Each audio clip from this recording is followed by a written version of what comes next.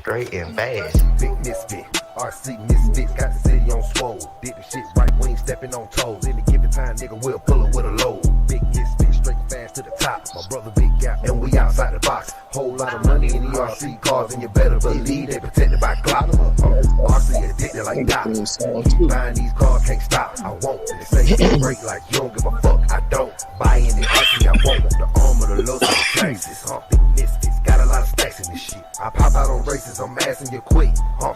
Who you bashing with? What's your RC click? Your RC click. Who you bashing with? What's your RC click? Your RC click. You bashing with? You bashing with? What's your RC click? What's your RC click? You bashing with? You bashing with? What's your RC click? What's your RC click?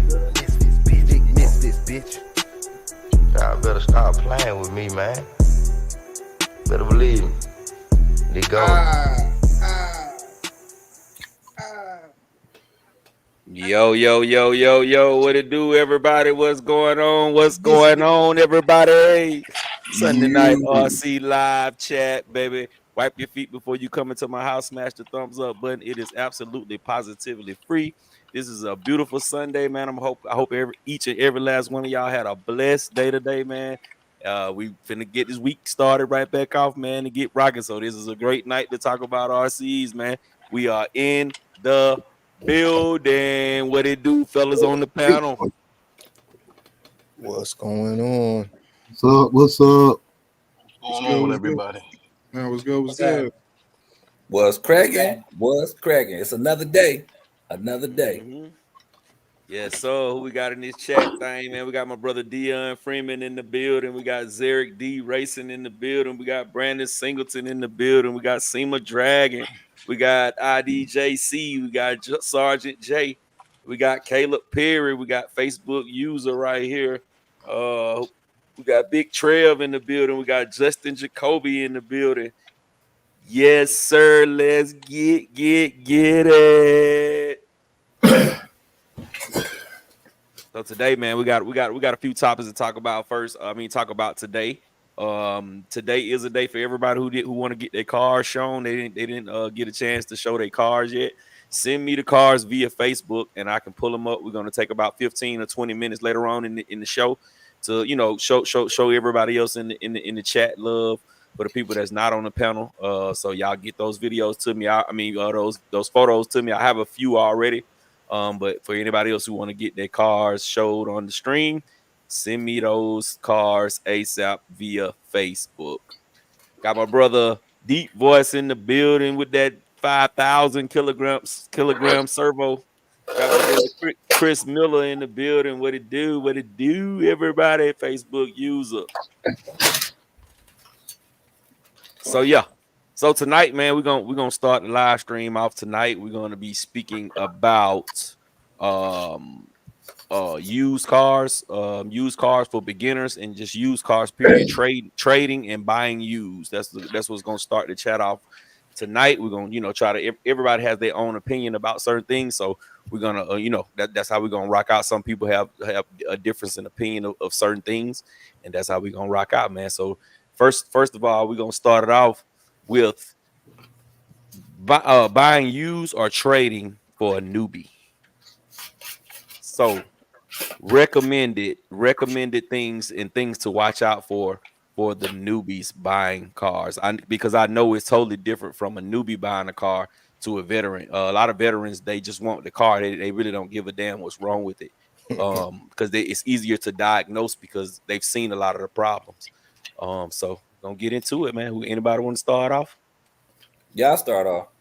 I think for a newbie coming into this hobby, if it's not a person that you know already, that's kind of bringing you in under their wing, that's gonna kind of teach you about the car, stay away from it. Stay away from used.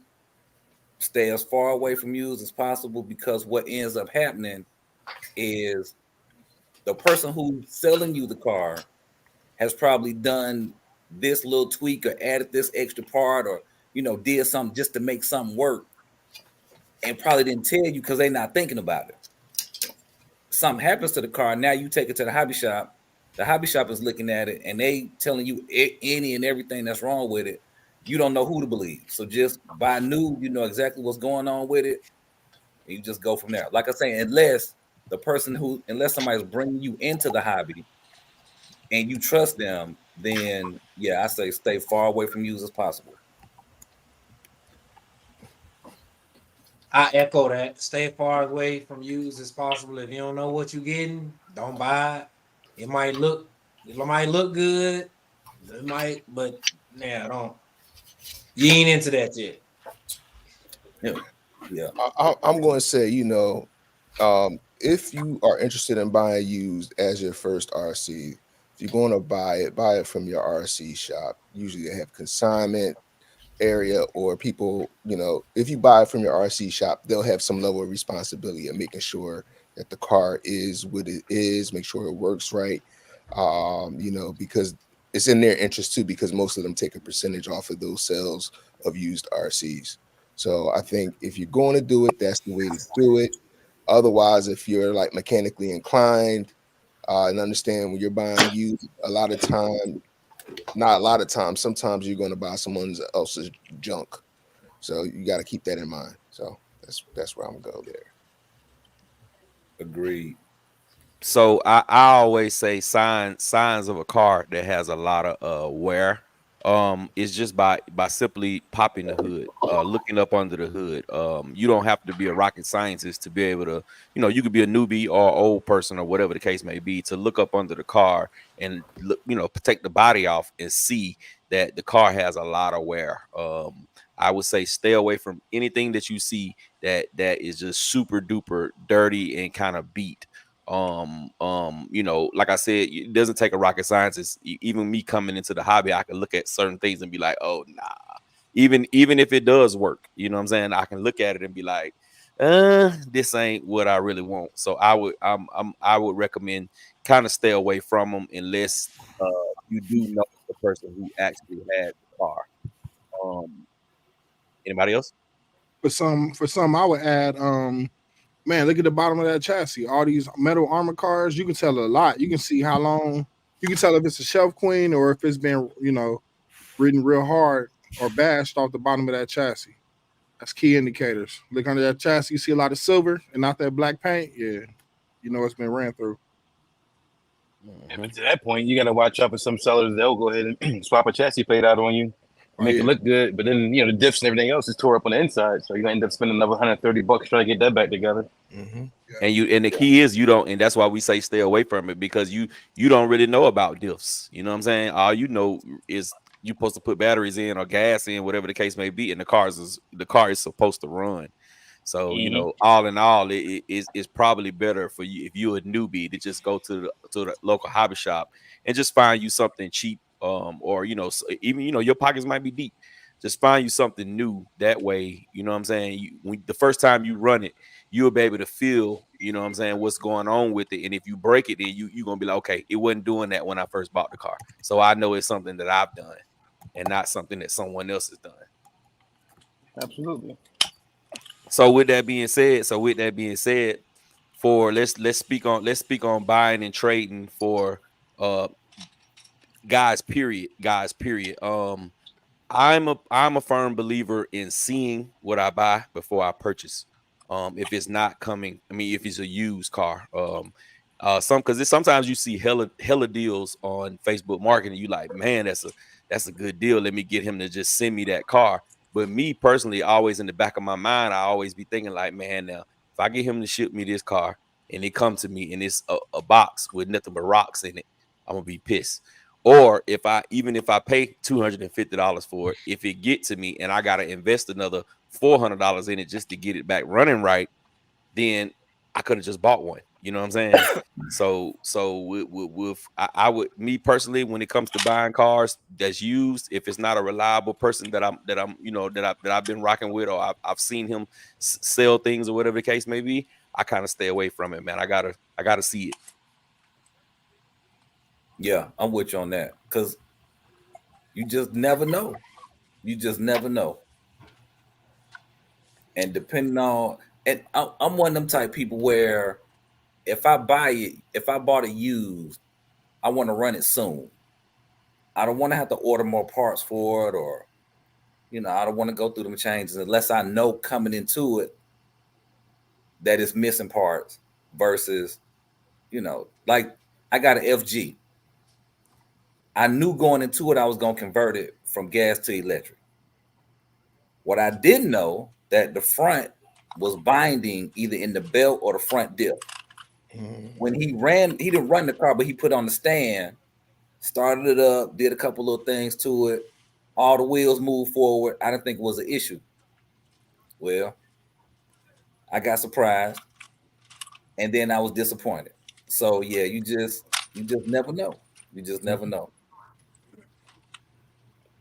I'll say when buying a used car, part of it, sight unseen, is a couple things I assume. My strategy is to get into my used car salesman mode, get it for as cheap as possible, negotiate as cheap as possible, assume the worst when negotiating. You can look at the pictures, and the pictures indicate that, you don't have to be a rocket scientist. If it's dirty, all right, I'm taking money off of that. I don't know what's going on there. I ask the right questions. Tell me about the diffs, because then let's just say if you're doing like a Facebook or through Messenger type of a deal, you're going to pay through PayPal goods and services. You ask what's wrong with the car in your conversations. That way you can use it if there is something wrong. You can go back and say, well, this guy said all this stuff was right with it. Here's the conversation. When I got the car, XYZ was wrong, XYZ was missing. But it's a little, I don't know, man. I kind of overcomplicate things in my head, but just to keep it simple, get the car for the cheapest that you can get it in the condition that it's in. Assume the worst so that you can't be upset if you do get it and it's messed up. Well, I got a Creighton 6S and I paid $200 for it used. Okay, well, where are you going to get that from? Yeah. In real life, where are you going to get a RTR Creighton for $200 and then you find out you got issues? You can't be mad about it because you only paid the price of a roller for a RTR. Right. That's kind of things in perspective when you do this stuff, But if you're expecting to get a fully functioning running car, you want to touch it, you want to feel it. And it's kind of hard to do those deals unless it's people you've done business with all on Facebook or wherever you're doing your deals. Right. That makes sense. That definitely. The price has a lot to do with it. If you, like you say, if you got a Creighton 6S Creighton for $200, at this stage of our experience, something gonna be broke on that car. Like, it's no question about it. And they might, it's pristine, but like you say, something, like going into it, something is up. So yeah, I'm with you on that. Yeah, and I said, apply that strategy. Just assume the worst, and that's how much you should pay. You set a market in your head and say, look, that all I'm paying is $350. I don't care if it say $400. Stick to it. Go from there. What do y'all think I paid for this one? This was used. You see, I got a couple little things wrong with it, but what do you think I paid for this one? 180, 230. Somebody traded it in for some work you did on for him. Nah, I got it for $100, man. There you go. Nothing wrong with it. I got my deals out there. I got my talent roller for $80. Hey, I remember that. I seen that one. Hey Ted, but you work on them though. You know what I'm saying? For a newbie coming out the gate, $100. Yeah, that's a steal to them. But then they go down the street and then it start clicking. Yeah. And you know what I'm saying? It's something as simple as you got a diff in a toolbox somewhere that's already rebuilt that you can break down, throw in there, and then you got you a nice little limitless speed run car. Or throw a spool in. I'm just saying, but for $100, like, I don't think you really go wrong as long as everything's there for the most part. Like, you got the wheels, the chassis there, the dog bones there, they're good. If the diffs are the only issue, I mean, you're definitely still in it cheaper than going to go get, a brand new one. And I apologize because I know the part I forgot about the whole question is we're approaching this from a newbie perspective, not from a veteran. No, you was right because we moved on. I did ask questions from a veteran, from just a person who knows RC standpoint. So you know what I'm saying, you was on point. Hey, everybody in the chat, make sure y'all hit the thumbs up button, man. We got 49 people in the building. Wipe your feet before you come into my house. Smash the thumbs up button. Hey, and some of y'all comments we're not reading as of right now. We're trying to get through our topics first. And then once we get through some of the topics, we'll go back and read some of the questions. I see a lot of good questions, especially from this Facebook user. I mean, you know, comments from the Facebook user or whatever. But let us get through this, man, and then we will definitely get to you guys' questions and comments. And I was going to say to those Facebook users, if you could put like some identifying information, your handle, your name, just so we don't call you Facebook user, we can address you a little bit better than Facebook user. Right. Because right now you just Facebook users to us, and you also can go into your profile and make it public, and that way we'll be able to see your name. I mean, I know it's a lot of people like, because my Facebook is private as well, because you don't want just anybody finding you. But I mean, I think it'll be okay if you just, you know, go in and swap it right quick, and then, you know, at the end of the night, if you can remember to swap it back. But yeah. So yeah, man, yeah, I feel like, man, it's even for a veteran, man, sight unseen, you taking a big chance. But you know, if some like me, a lot of times I already have plans for the car anyway, so I know what I'm gonna change. I know it, you know what I'm saying, and especially if it's a car that I've already had before. Like if I were to go get a new infraction roller for $250 or something like that, or $200. I wouldn't really trip if there is small problems, because I already got plans for the car anyway. But it you know, money is money, man. And sometimes when you spend your money and someone tells you that, you know, is XYZ is the car is good, is in good running conditions, you expect for that car to really be in good running conditions, like they said. So, you know, but you have to learn how to take things with a grain of salt, you know what I'm saying, and test stuff out. And that's why I say I'm more of, there's a lot of cars I pass up on, great deals that I pass up on, because I can't get there to see them physically.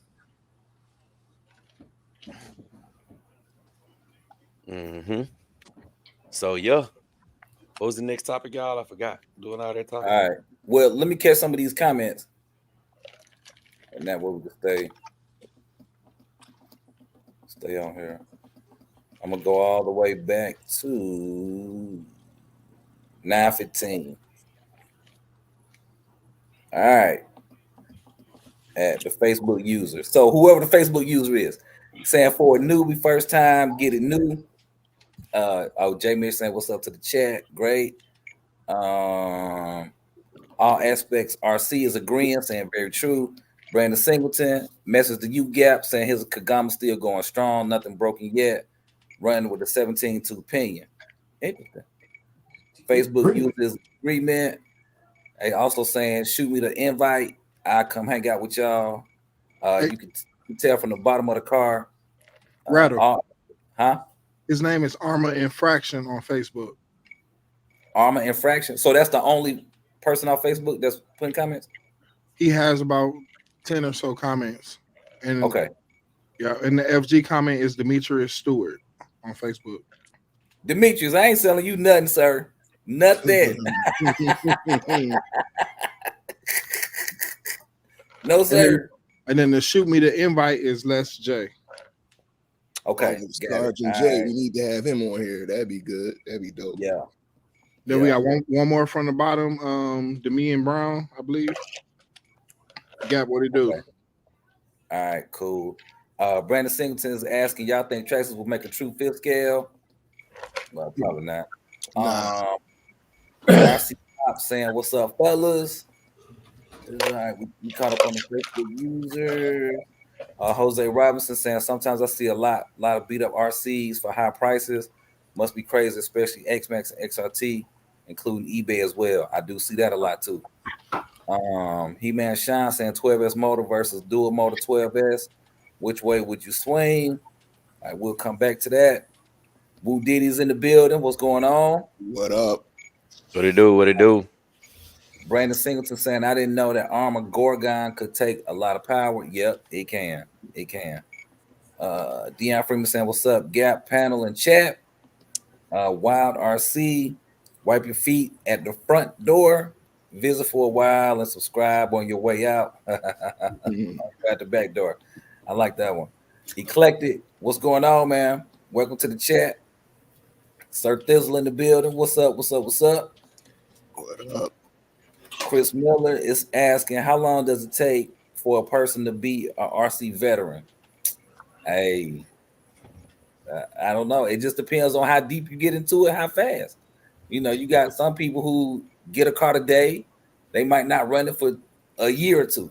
And you get somebody who get a car today, they break that down, redo it, you know, dig into it, an expert. So it just depends on how fast you what your learning curve is like too. So yeah. Any other comments on that? Nah, I think you caught them all. I think you caught them all. RC vet is not about time, it's about experience. You know, you could, if you get 20 RCs and go through them things in 3 months, you a beast. You know what I mean? Right. Right. K Brown says good evening. K Brown in the building. What's cracking? What it do? All right. Eclectic is saying you should tell Facebook users to come over to YouTube. That's not a bad idea. Charles Green, it's a view regardless. So you know what I'm saying? We need those views. We need those views on Facebook so we can be monetized on Facebook as well. So yeah, we need those views. We need them. Yeah, Charles Green says, all right, so let me go ahead. All right, yeah, Charles Green says new only. Shop boy, Anthony Johnson is in the building. What's going on? IDJC says, but a cheap car that breaks, get your wrenching skills up. That's true. It'll get your mind right real quick.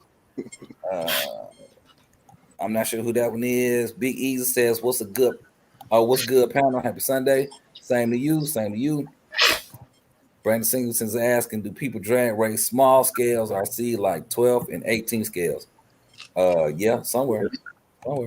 Orange Mound in the building. What's going on? Orange Mound, what it do? Woo Diddy asking, how much do you love your cars? And then Dirty Dog Hobby says, what's good, RC fam? And we got one more. Matthew Senior says, just like this newbie looking to buy, users new selling, trying to get their money back, especially from Traxxas batteries. Ooh. I think that's a good thing to talk about, setting your expectations when you're trying to sell something. Yeah. That's a fact. That's discussion. Yeah, that fits perfectly. Sorry, so let me ask y'all this question. So for a newbie getting in the hobby, which car would you recommend for to them if they had an open mind, like they didn't care whether it was on road or off road or whatever the case may be? What's a good car that you would recommend to them and why? One at a time, please, if y'all don't mind. All right, you answer it first, then, sir. All right, y'all want me to go first? All right, so me personally, I would say go with a Granite 3S. And the reason why I say go with a Granite 3S because it's very durable. It's not gonna break the bank. And you can do a lot with it. It's not really a good racer, but everything else it does well. As far as, you know what I'm saying, bashing, learning how to hit backflips, learning how to jump.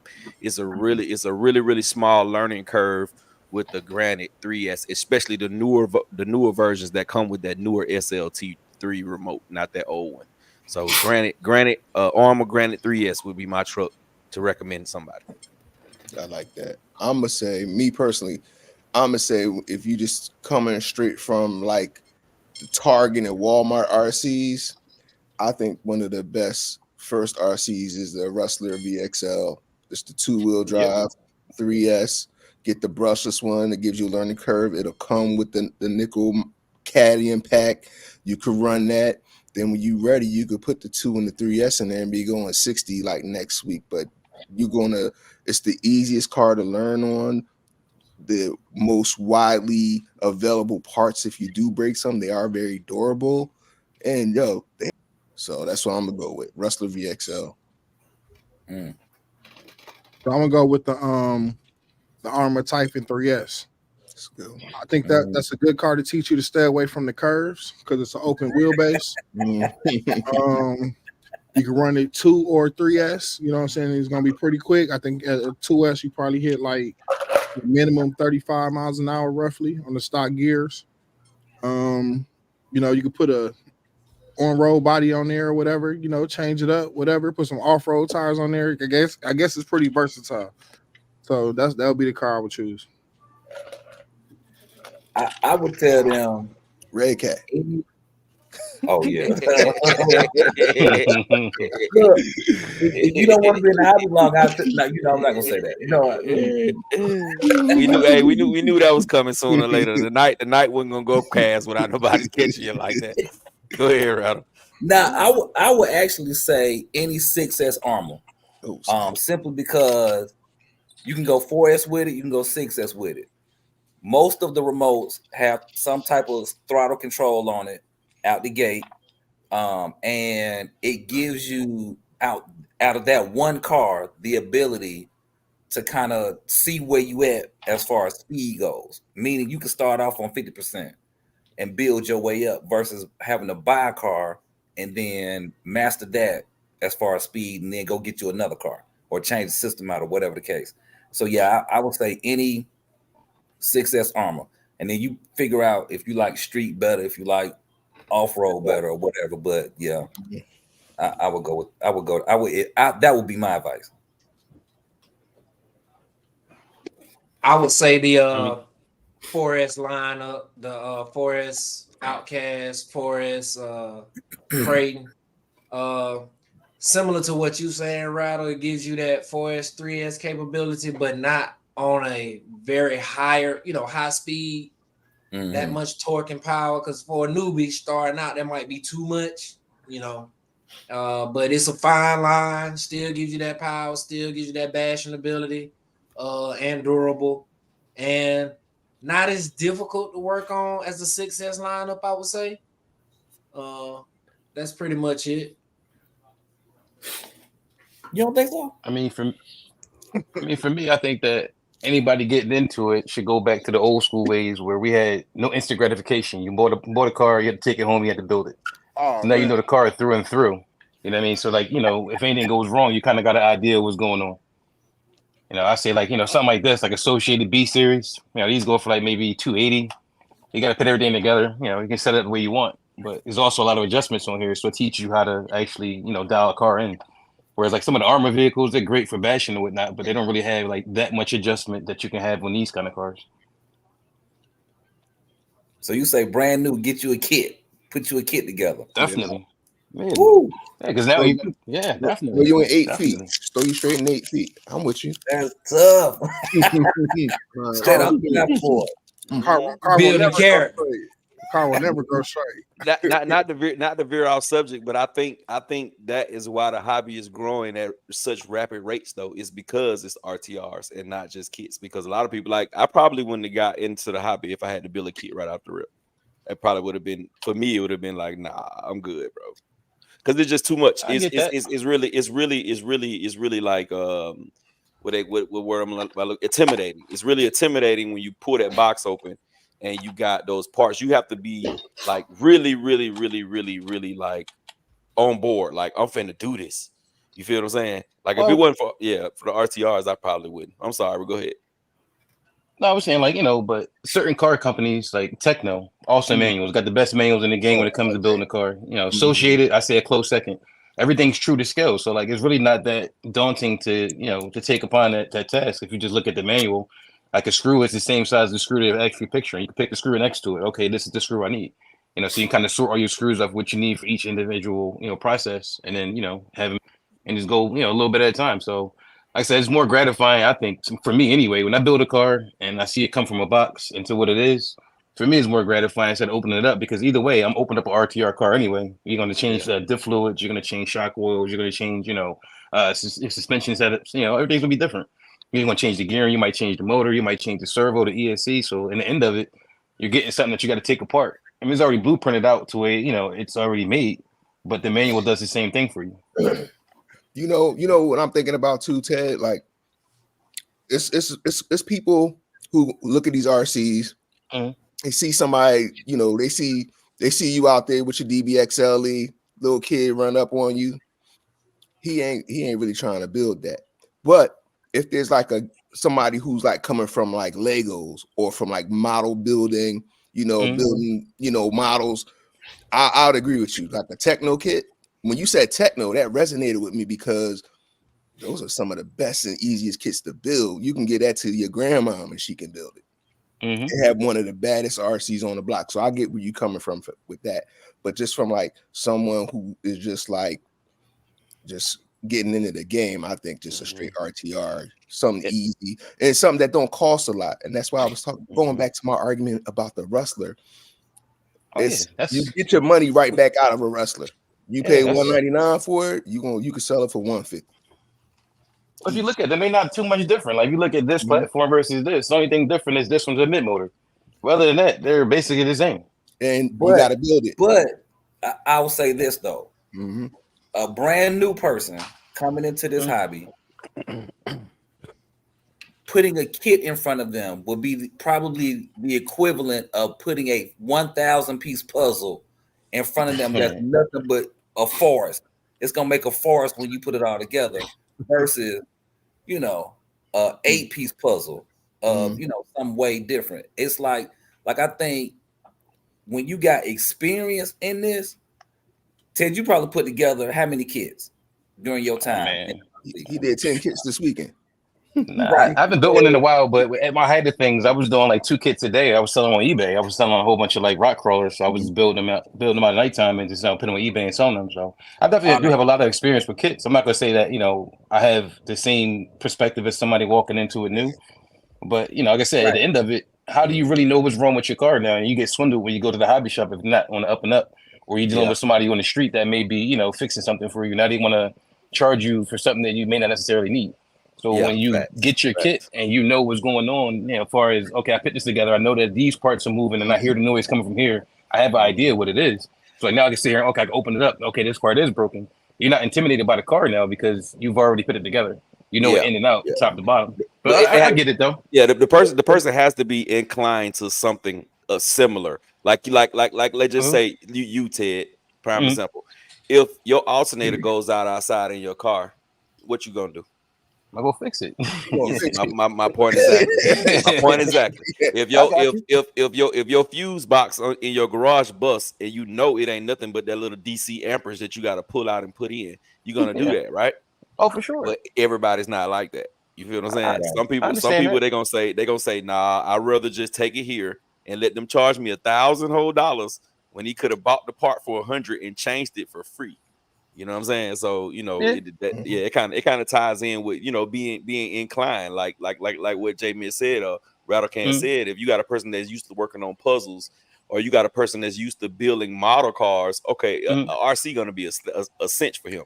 A person who work on real cars like Doc, who can break down a real transmission and rebuild a real transmission, a car to them, they're gonna get more excitement out of building that car than actually driving it. You know what I'm saying? I get it. I'm not saying it's 100% right in the theory that I have, but no. It's all opinion, bro. You are entitled to your opinion. That's what this is about.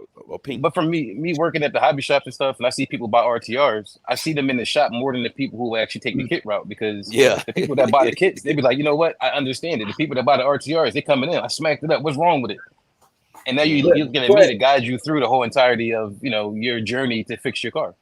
But here's the question though: most of the people that's buying the RTRs, that's bringing it back, are they new to it, or are they experienced to it? Yeah, most of the time. The experienced ones really don't come back, but people that's coming into the hobby like brand new. What can I get? What can I get? I mean, we recommend a car, give it to them. They out there, they crash up because they always want to. They see the videos, and that's another thing too. That's kind of misleading. Like a lot of you guys have videos out here, right? And you guys are further advanced in the hobby, so. You might have somebody doing speed runs, you might have somebody who's doing track racing, you might have somebody just bashing, whatever it may be, right? But your handle and the control of the car is so much different than somebody coming into it. So now they see all this stuff that is on YouTube or whatever like that, and they're like, I want to go do the same thing. But you don't have the control. Yeah, like Rattlecan videos, they're very deceiving, man, because he go out there and he'll send the cars like 75 feet up in the air and land it perfectly. And then somebody watch his video, then they be like, okay, I can do that too. I can jump my car off this house and land it on that house and make it bunny hop, do a double somersault front flip and land on the mailbox. You know what I'm saying? So y'all go check out Rattle Channel. You'll see them setting them 75 foot jumps. I heard the things don't move. Go ahead, Doc. Doc, it's on you, my bro. pick is the Armor Gargon. Okay. Cheap. I like that. Come with a charger. And it's not just newbies getting them. You got pros getting them, because I got me one on order. Nice. Yeah, she was talking about they got a So he program. just basically told y'all that he was a pro. Mhm. Yeah. A couple joints ago, right? Well, it might have been in November. We was talking about you can get the Gorgon as a kit. Mhm. Yeah, you can. That is like, you know, that's the best of both worlds. What we talking about, and what Ted is talking about, you could buy an entry level kit just to put it together, build it yourself, see how it works. And you know, when it breaking, you bring it to the hobby shop, and I'm there. And you want to trade it in? I'll take it off your hands for $70. For the low. For the Oh, yeah. low, huh? I'll be mad right with you. Oh man, you broke it already. That's crazy. I'll give you 70. That joker getting 6 there. Yep, exactly. But also, All right, like okay. even with RTR though, just to touch base on this one more time. Go ahead. But even with RTR, you know, you giving somebody something out the box, and they got expectations of what it is, especially put a number on the box. Mm-hmm. Right. So if it doesn't perform, like, because not all motors and ESCs are created equal. You can have the same one. Like we can have the same exact setup, same exact gearing, same exact car. You can build my car for me, and your car can be faster than mine because there's a variance in the KVs or whatever like that. But you know, like I say, you know, it's just what you're getting out the box. Like for me, I think like kits are going to give you more of a step above than what you would get out of an RTR because they kind of focus more on upgrades out of the box versus you having to buy them and just getting like the electronics that you really don't want anyway. Because 9 times out of 10, how many cars you have with stock setups in them? Not many. None. Well, one. Well, no, 2. I take that back 2. See, but here's the kicker. Here's the kicker though. Like you said, now you can be a mechanically inclined kind of person and you can build you a kit, but you still got to listen to what somebody tell you and what to put in the kit. You feel what I'm saying? To make the kit perform. Because if you buy a techno truggy kit and you go get a BL2S system and put it in there, it's not gonna perform nowhere near as if you would have just got a 3S Rustler 4x4. You see what I'm saying? I got you. You know, yeah, it's all give or take, man. Hey, man, we got 70 people up in the building, man. We need to have 70 thumbs up. Wipe your feet before you come into my house. Rattle, let's catch up on these. Y'all keep talking. We keep talking about it. We're gonna let Rattle catch up on these comments, and then we're gonna go on to the next subject. Where we stopped at? We stopped at, I think, Woo Diddy. Where you stop? Oh no, because you said what's up, got with everybody on the panel. No, you didn't stop right there. You stopped at. I'm gonna start with Deep Voice at 9:37. All right. You see it? Go ahead. Okay. Deep Voice saying I started with the Granite 3S. Kevin, I don't want to kill your last name. Saying I saw you working on the DBXL. He said that's nice. This Facebook user says peace, guys. Yep, peace to you too. Kevin is back saying I just refitted mine with the Vitavon body. Spending that money. Nice. Fiber. Yeah. Interesting. But I say this and then we'll get back to reading. Once you put a Vitavon part on there, the value of your car went from $8 to $8,000. Boy, they not cheap. Come on. That's what you say. I got $1 million bike over here. Your bike is $2 million, sir. Hey, you and JB. What were y'all them expensive bikes? Right. Because I looked up them Vitavon rims. Parts, man. I ain't gonna lie to you. I like the best parts. I don't want no bull. Well, I looked up them Vitavon rims because I was like, oh, you know what? I might pull the trigger on something. They're a Honda, unless you getting those spokes now. Those spokes is 70 and 80. 70 a piece, yeah. The one piece ones are like 40 bucks, bro. The solid metal runs, the ones I got, they was $46 and $48. So less than $100 for both of the rims. Yeah. But the Trill ones, they're about $100 for the wheels, but then you gotta buy the spindle separately. So it's about $140 for that. Yeah. And that other brand, the brand that I showed y'all in the chat the other day, they come with the spindles in it, and they was only 44. Yeah. For both or just for one? For 44 a piece. Yeah, so about $88. Yeah. 80 bucks. That's not cheap. You gonna get some solid aluminum wheels for. But that's how much Yeah. you're gonna spend on a set of foams or a set of tires anyway on something that you got anyway, Rob. Yeah, I'm gonna just leave the Losi rims on there. I'm all right with that. So let's keep it moving. Yeah, It's I'm gonna all sit on right the shelf anyway. Oh, yeah. with that. I'm fine with it. Right next to the red cat. Right next to the All right. RR5. Yeah, exactly. Right. Coach D says building the kit isn't for everyone. I love it because I've raced off road. Not everyone gets into that side of the hobby. Now that's true. That's true. Never Stock RC says, "What's up? Hey, welcome to the chat. We appreciate What's going on, you. brother? Hit that like button, brother. That's it." Kevin says, "I'd love to try a kit, but a basher kit." Huh? Interesting. Let us know how that turns out. Techno kits. You can bash. ET48, MT410, SET410. Any one of them are good. Right. And they drive like no other kits out there. Like, far as what I know, they're a lot heavier than a lot of race cars, but they're very durable. And like my SET410 I had back in the day, that was like my ultimate short course truck. I don't think it was another short course truck out there You on camera now? that Look, can come on, that can compete with it. She tried to hurry up and get out of there. She said, "What she shot you by?" gotta come see what's going on. Yep. So But I Reese was said, gonna "What's say, up?" Reese, Mr. Ted said hi. But I was gonna say another option too would be one of those about 80% builds, you know, the ARTRs. If you don't really want to get your hands too dirty, you could put your own electronics in and it's ready for you. Or there's nothing wrong with getting a limitless either. Just, you know, put whatever you want. But you said off-road. I mean, so but these right here are super simple to put together. Yeah, anybody can put this together. My girl put one of these together. She never touched a wrench in her life.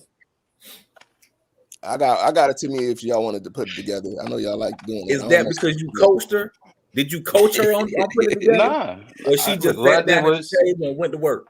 Listen, I provided her with, some of this stuff right here. And I gave her the manual. I said, if you need anything, help me, I'll help you out. But other than that, I want you to read the manual and see what you can do. She went through the whole thing and she was like, this isn't that hard. And then she got it together. Only thing I really helped her with was installing the motor and getting the mesh and everything set up for her. Other than that, she painted the body herself and everything. The paint part, that's easy. Some people don't like the paint, but the No, paint, look. Time out.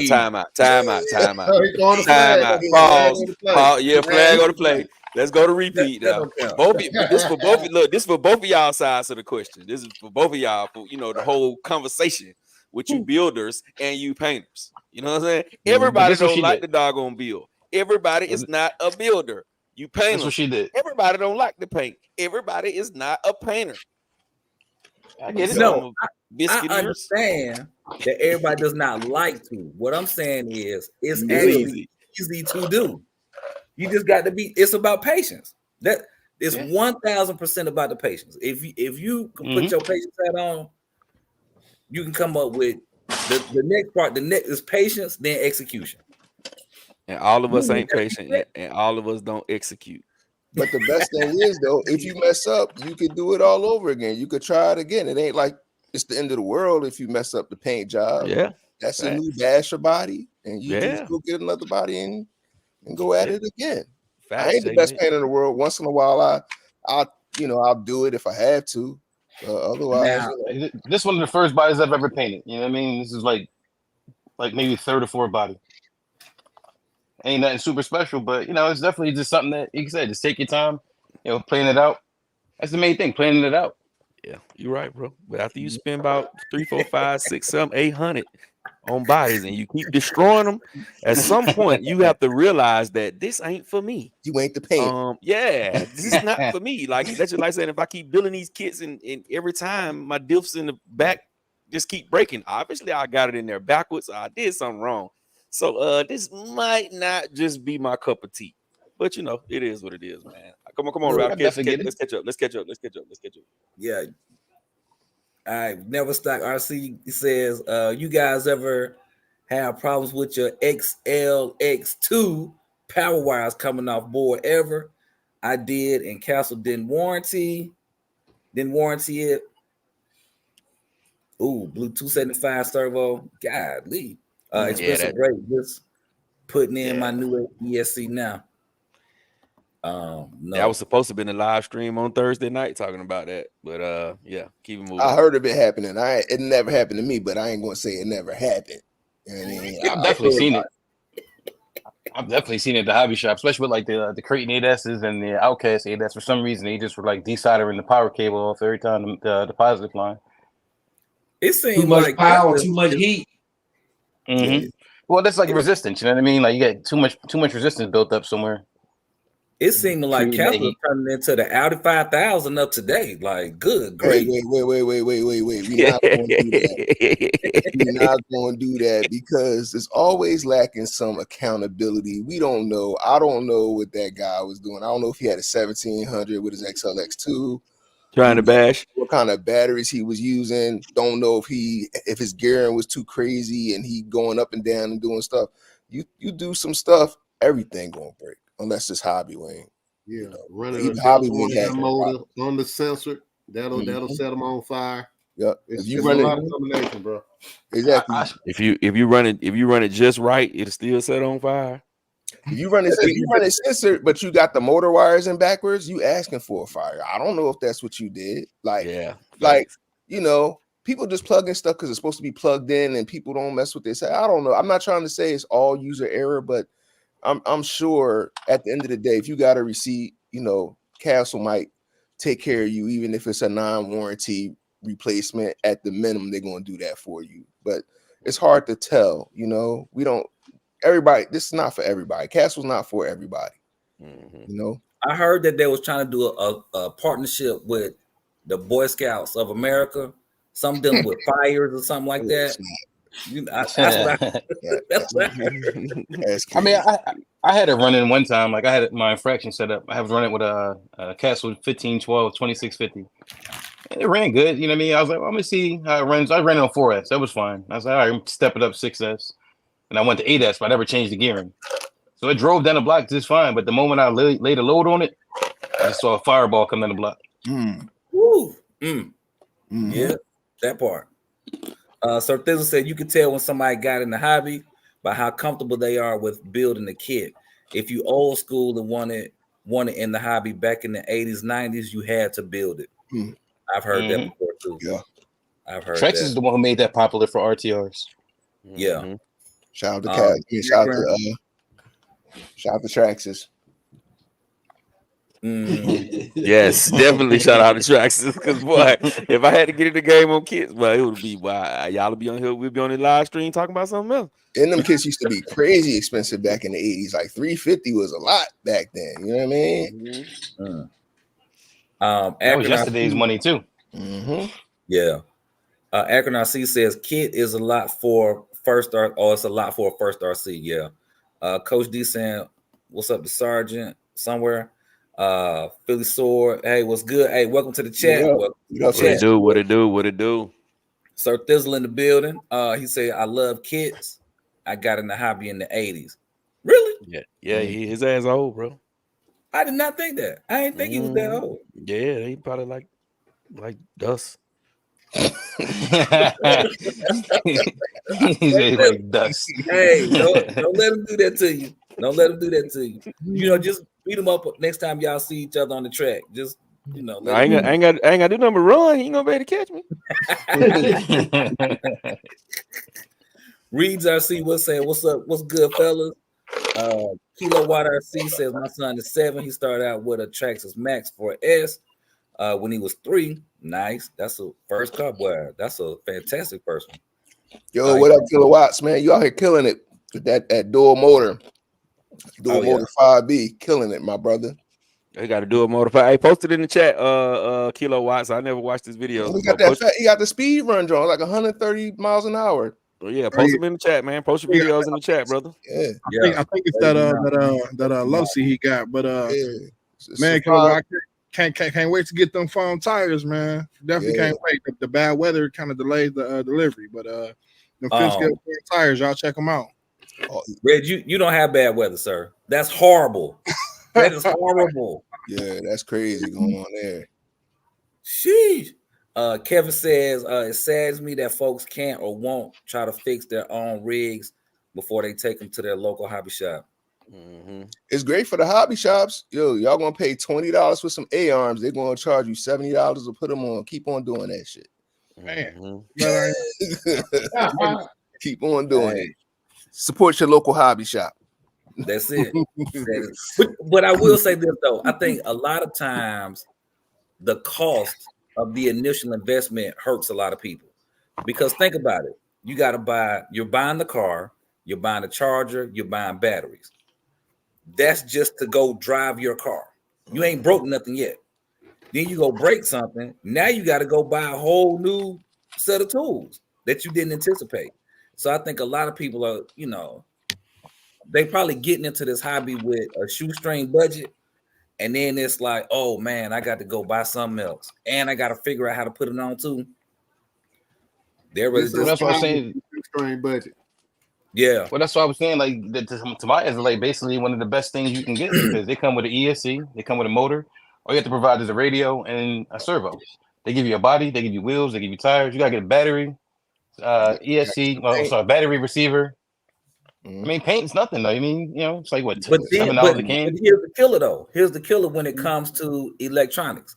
So you can go you can ask anybody, hey, what's gonna be the best system to put in this car? I'm building the kit. What's gonna be the best system to put in here? You're gonna hear a wide range of things. So now this newbie who had an idea of what to get, now they just somebody done ran them down the rabbit hole because this person's saying this person's saying that. I mean, even with us on the chat, some of us Hobby Wing fans, some of us are Castle fans, and we could probably literally go back and forth about the pros and cons in our own opinion for hours at a time. So just imagine the newbie trying to absorb all of that, the what fors, the whys, the how comes. Yeah, it would be a lot for them.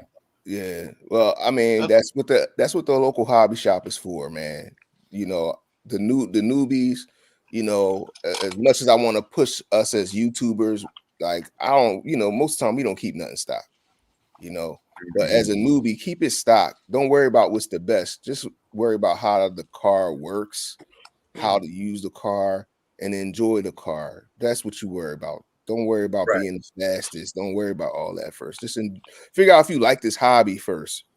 Because, if it's not for you, don't be spending thousands of dollars. I've seen a couple people coming up Adams and get an 8S Creighton XLX2 and put all this stuff in it because they watched, my video. They did it. And then the next time it's up in the shop and they want to sell it. And now I got a new Castle 2028 because they want to sell it. But that's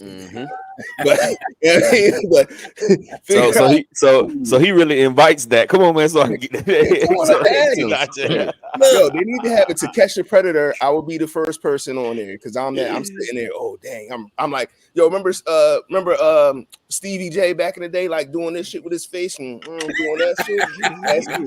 That's me in the hobby shop when somebody come in there. See a new somebody coming there with something. Jay Mitch be like, man, I don't even know why you got that. If I was you, I wouldn't even do nothing with that. What's she gonna say? What's she gonna say when you bring that in, man? You might as well leave that right here. All right, I'm gonna skip through a little bit. Sir Thizzle says anybody that's already swapping out or upgrading every part on their rig shouldn't be intimidated by a lot, really. That makes sense. That makes sense. That. Mr. Mad 2424, what it do, bro? Go ahead. What you see that? Did I skip over there? Yeah, you skipped. That's cool. Go ahead. All right. Kasiri, I forgot how to say it, but I hope I got it right that time. I'm at the point where I have no interest in it. Oh, yeah. He said he ain't building no kit. Anthony Johnson says kits have much higher quality parts. Also, true. That's a fact. That's a fact. Mm-hmm. All right, he typed that twice. He's saying I have no interest in RTRs now. I just build what I want from scratch or a kit if available. Oh, that's dope. That's a good idea. Mm-hmm. Anthony Johnson agrees. IKB TV. Have any of you tried 12S on Spectrum 780 kV? Yes. Yes. It'll take it. Yeah. Philly Source saying, "What's up, everybody?" Original Man saying, "What's up?" Anthony Johnson says, "Damn rattle." I'm not sure what that is referring to, but we'll come back. Charles Green's asking best tires for the XRT. Proline MX 43s. MX-57s, Badlands. See, look at that.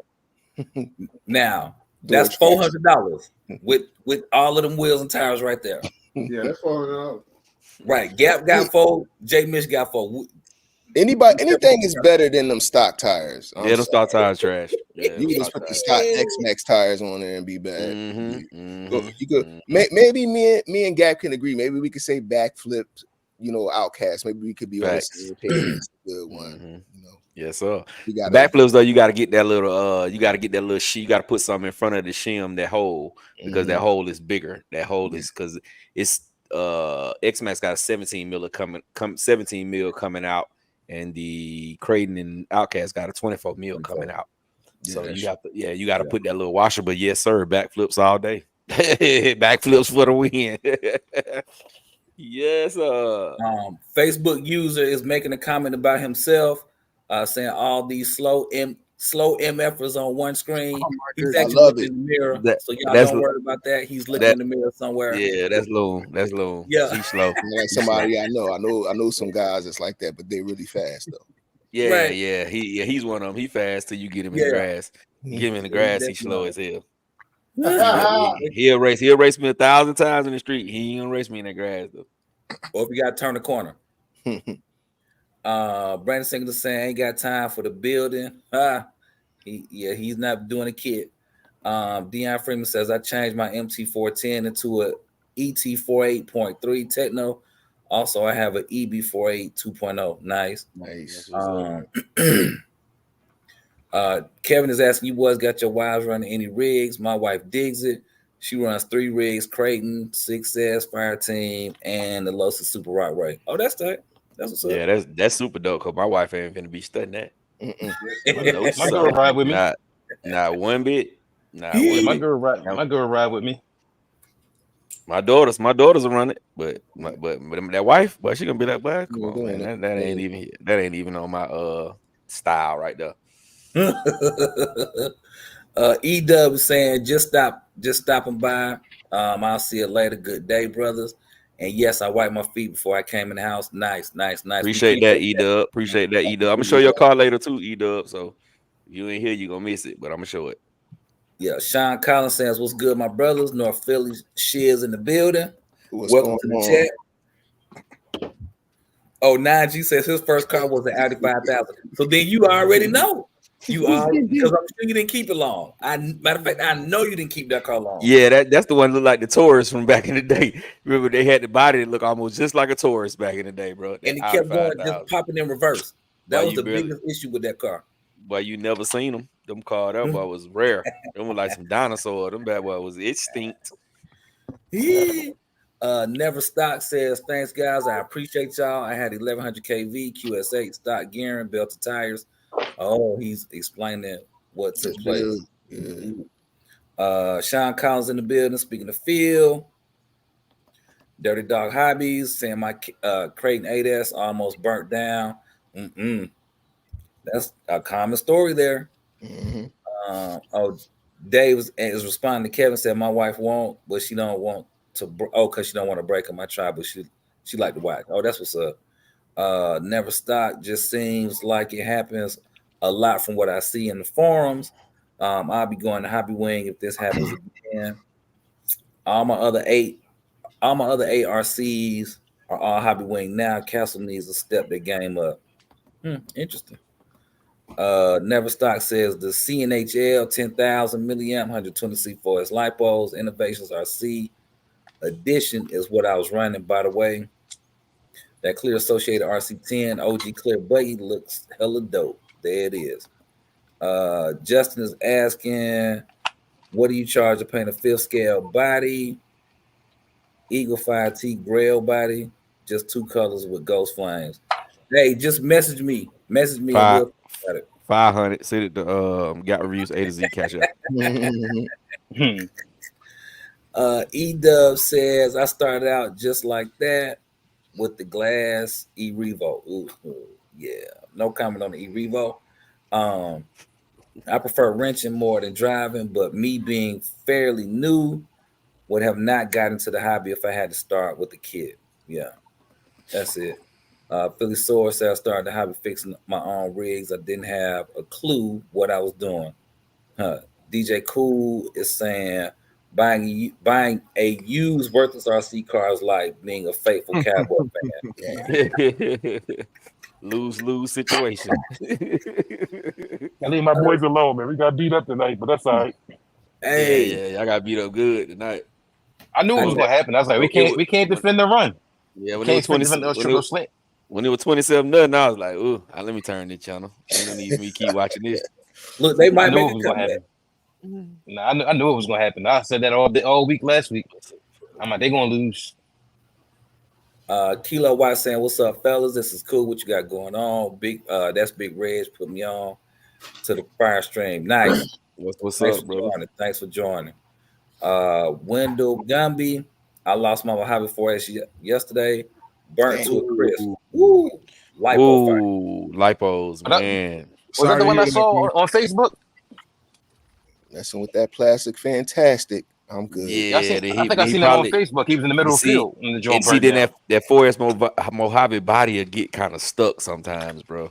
So Yeah, it might that have was one of started the main burning issues. and it got stuck and he couldn't get it off, bro. And it probably just went up in flames. Oh man, I'm sorry to hear that, Wendell. Yeah. Big But Head said, "Oh, go ahead." I said it happened to me too. I couldn't get this body off. FG body. Crazy. That's What body tough. is that? That's the FG body. Yeah. Yeah, that was Is that the the Audi 530? DTM. You Yeah, burnt it up. 530. Yep. You know how. Power hobby batteries, bro. Mm. And the Oh, Castle yeah. ESC, huh? It was the I batteries. mean, it may have or it may not have been, but I'm just going to say the Not batteries. confirm nor deny that.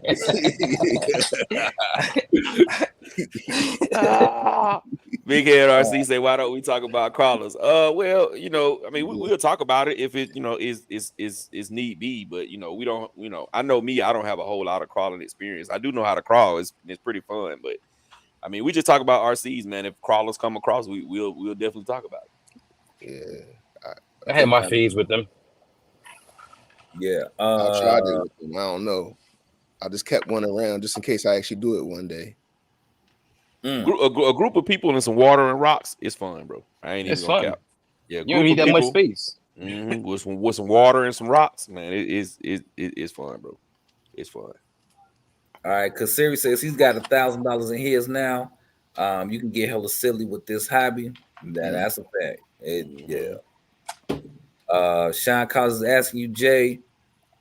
He said, "Yo, Mitch, I sent your link to my boy. He interested in buying your Moto MX." Man, that bike sold in like 10 minutes when I posted Yeah. it. That bike sold before the video went up, honestly. So I can believe that. IDJC says that's what's up. Brandon Singleton Gap Traxxas might make a 6S rally car. Just guessing. Interesting. They might. IDJC says trying to make an RDR just as expensive as kits. Anthony Johnson, how does that Spectrum 780 run on 12S? Good. Yeah. Charles Green says, y'all buy brands that's local only.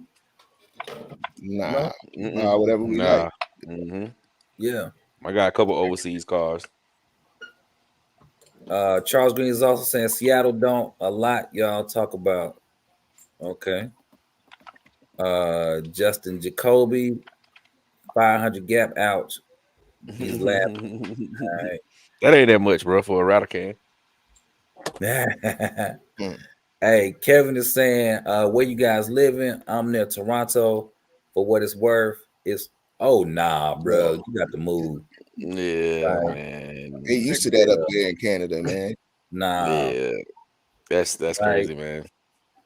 Yeah, you stuck in the house all day if it's that temperature. Yeah, bro. You walk around with fur coat on inside. Like, every pipe in Georgia would bust if it got down that low. Yeah. It'll be floods all over the place. Every pipe in Georgia, the pipes going through your house, every pipe will bust if it gets to -50, bro. Boy, good grief. It's over with. All right, let's see. The answer to the question, yeah, that was him on Facebook. Wendell saying that was him on Facebook. Yeah, I saw that yesterday. I think it was today or yesterday I saw that.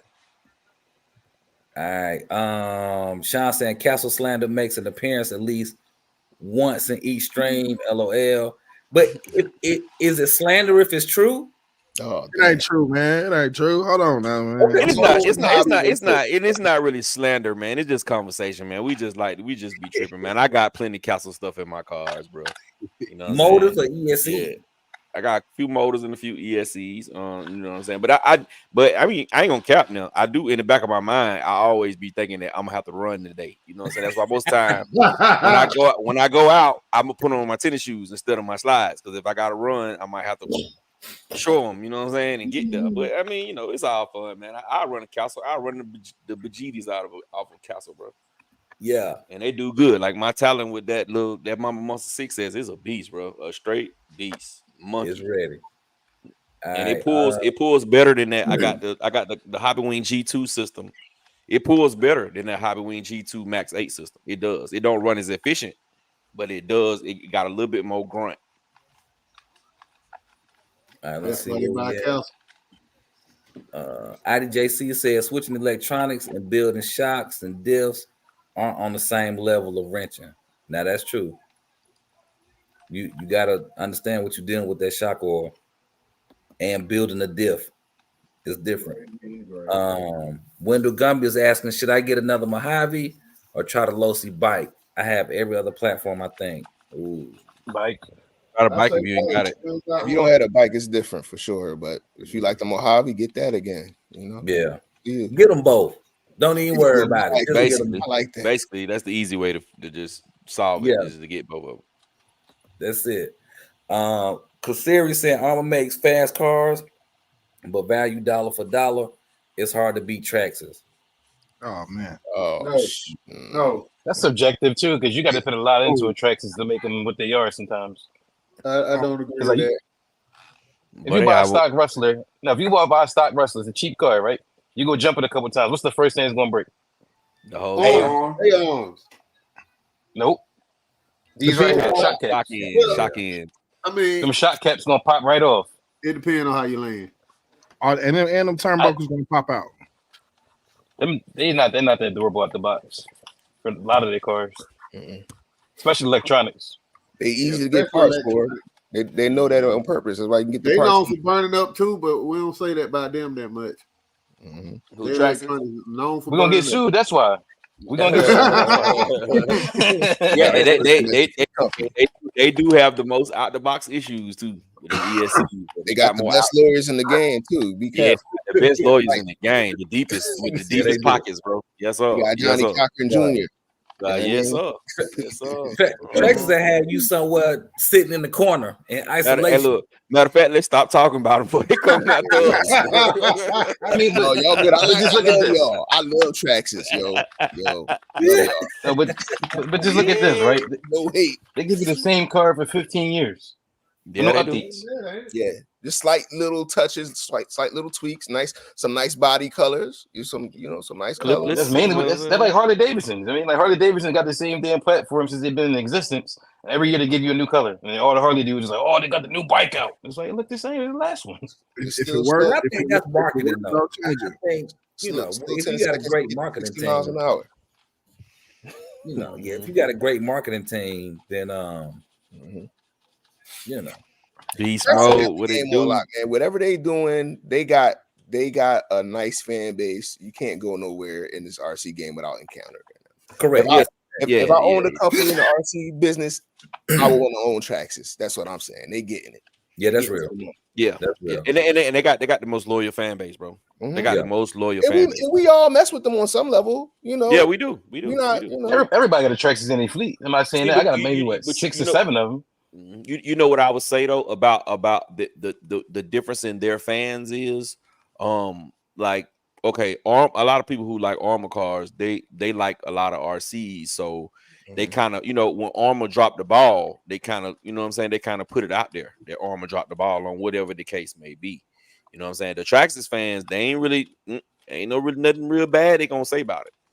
They gonna even if it's some trash. I'm just being honest. Even if it's some trash, what is it? The body thing. Ultimate X-Mix. This is the best thing. And see, that's the difference.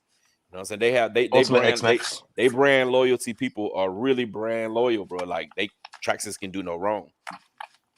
All right, we almost to the bottom, right? Let's catch these last couple so we can go back into the topic. Jose Robinson is asking, is the Arm Italian worth buying RTR or as a roller? Either way, Either way. get it. Yes. Yeah. Get an EXB though. If it's not an EXB, it's an older one. So you get it for the low. You don't pay top dollar for a used one. I would not buy. I would not buy a non-EXB. Right. I mean, yeah, you could buy EXB. I would though. I would buy one, but don't pay $300 for just because it's a tire. Make sure it's an EXB. Yeah, because it's gonna have some use on it. Unless you got it from somebody who don't really run them hard, then you might be winning. But it's old. It's old. Justin Jacoby says, I know I was just messing with all is good. Thanks. What's your Facebook rattle 3000? I'm guessing. I don't know. Nah, it's not. You got to catch me on Instagram.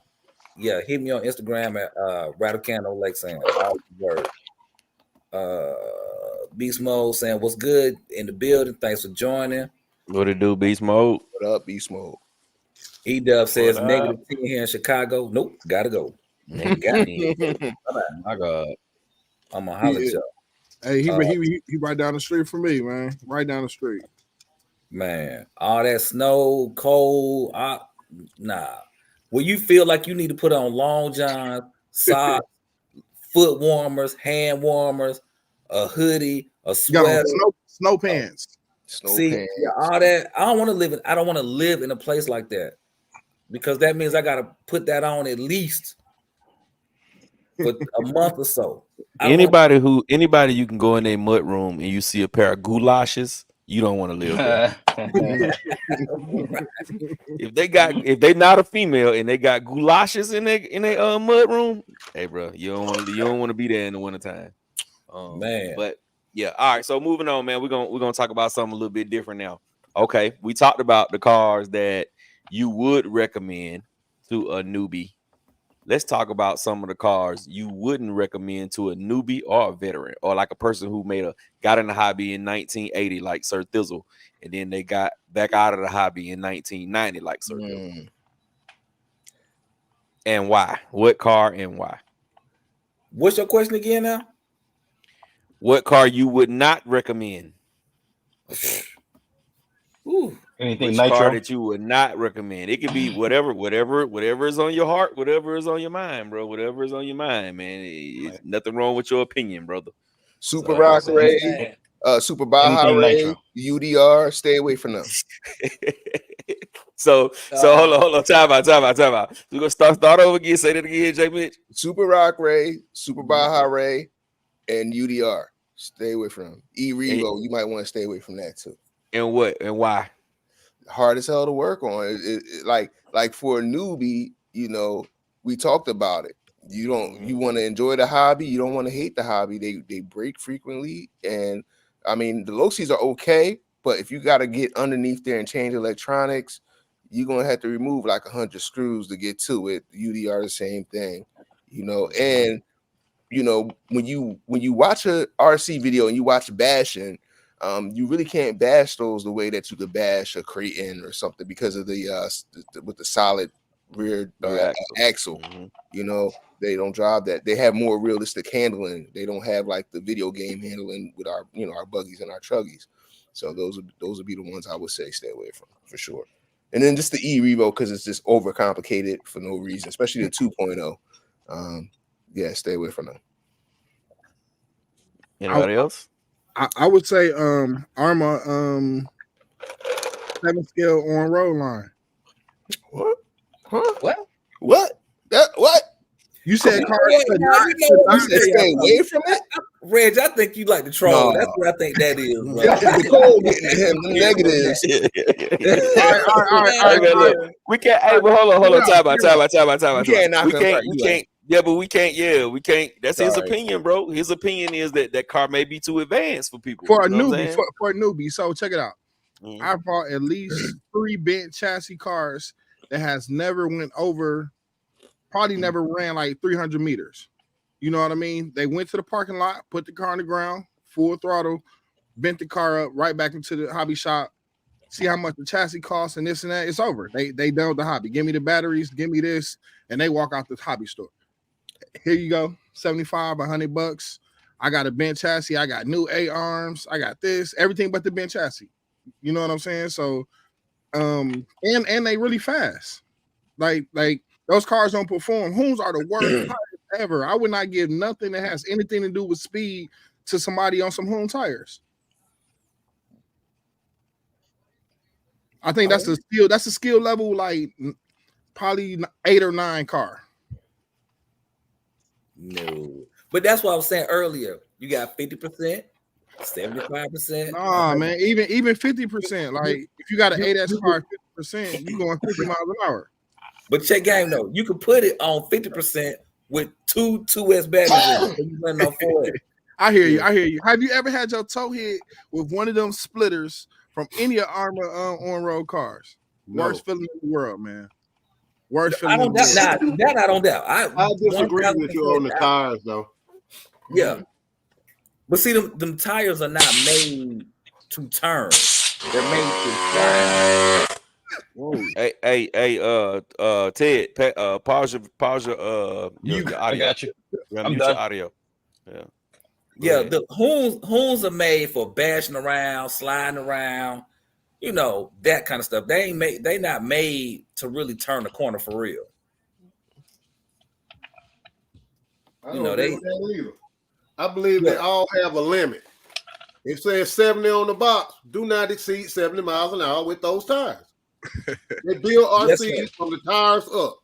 If you go ask any of the builders that created these cars, they start with the tires. Then they do the rest of the car. That's how they do real cars. I think out of every limitless that you see, even if it's new, maybe only 2 out of 10, 3 out of 10 got some hoons on it.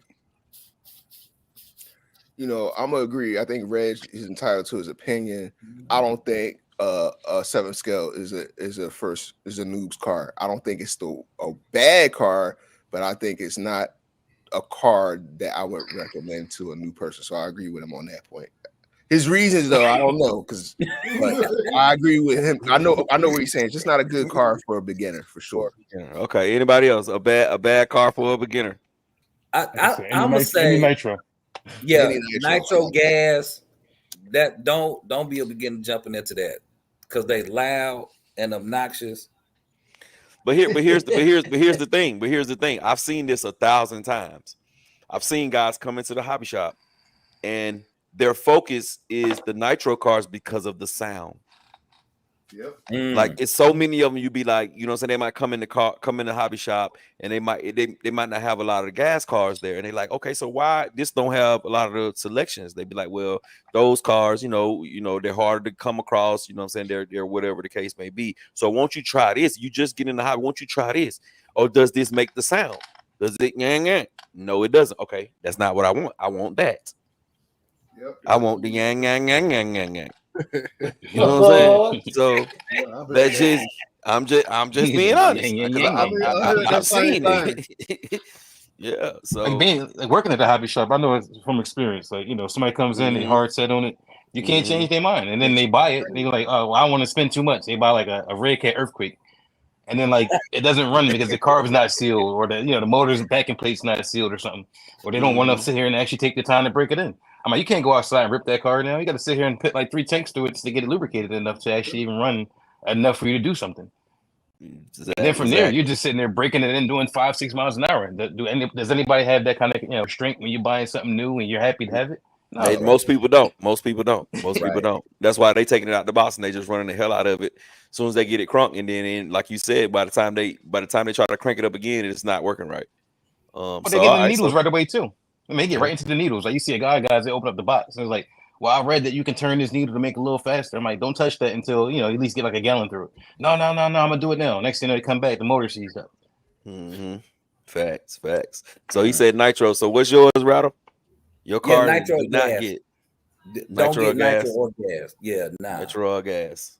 Okay. Yeah. You got to be really mechanically inclined for that. Like I say that's a step above building a kit for sure, having one of those, because Now there's maintenance schedules involved with that. You know, you got to sit here and make sure that the pistons at the bottom, you know, when you let it cool down, that way it don't seal up, you know, and actually sort the cylinder.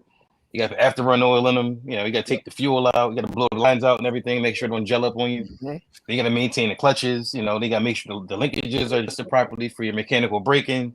There's a lot more to a nitro car than it is to an electric car. Even a gas vehicle is a lot more.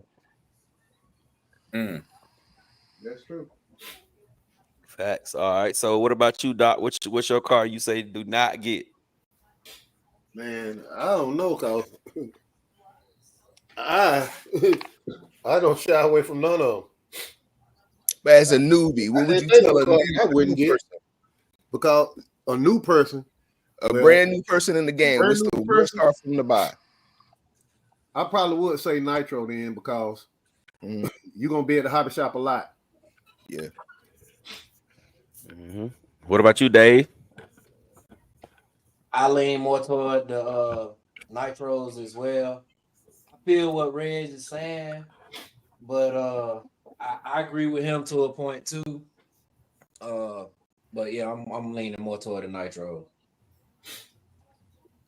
Yo, I think like 10 years ago, nobody would have said Nitro because I just remember Nitro being faster back in the day. You know what I mean? But I think the tables have turned more towards electric and, you know, not knocking down Nitro, but Nitro I wanted Nitro back in the day. You know what I mean?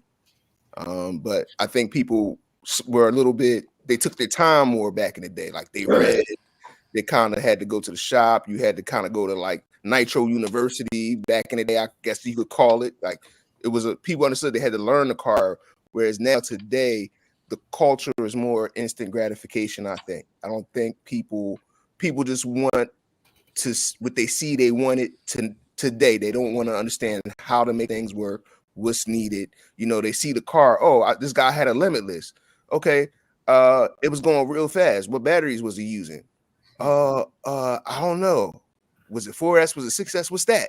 Like it's a lot of those people now that just see you with a car in the park and they want it, but they don't understand it's more things just than what the car is for the initial startup of the car. And I think Nitro is one of those things that you don't see a lot of people doing, and then when you do see it, you just want it. And you don't understand you got to go through the break-in, you got to go through this, you got to go through that.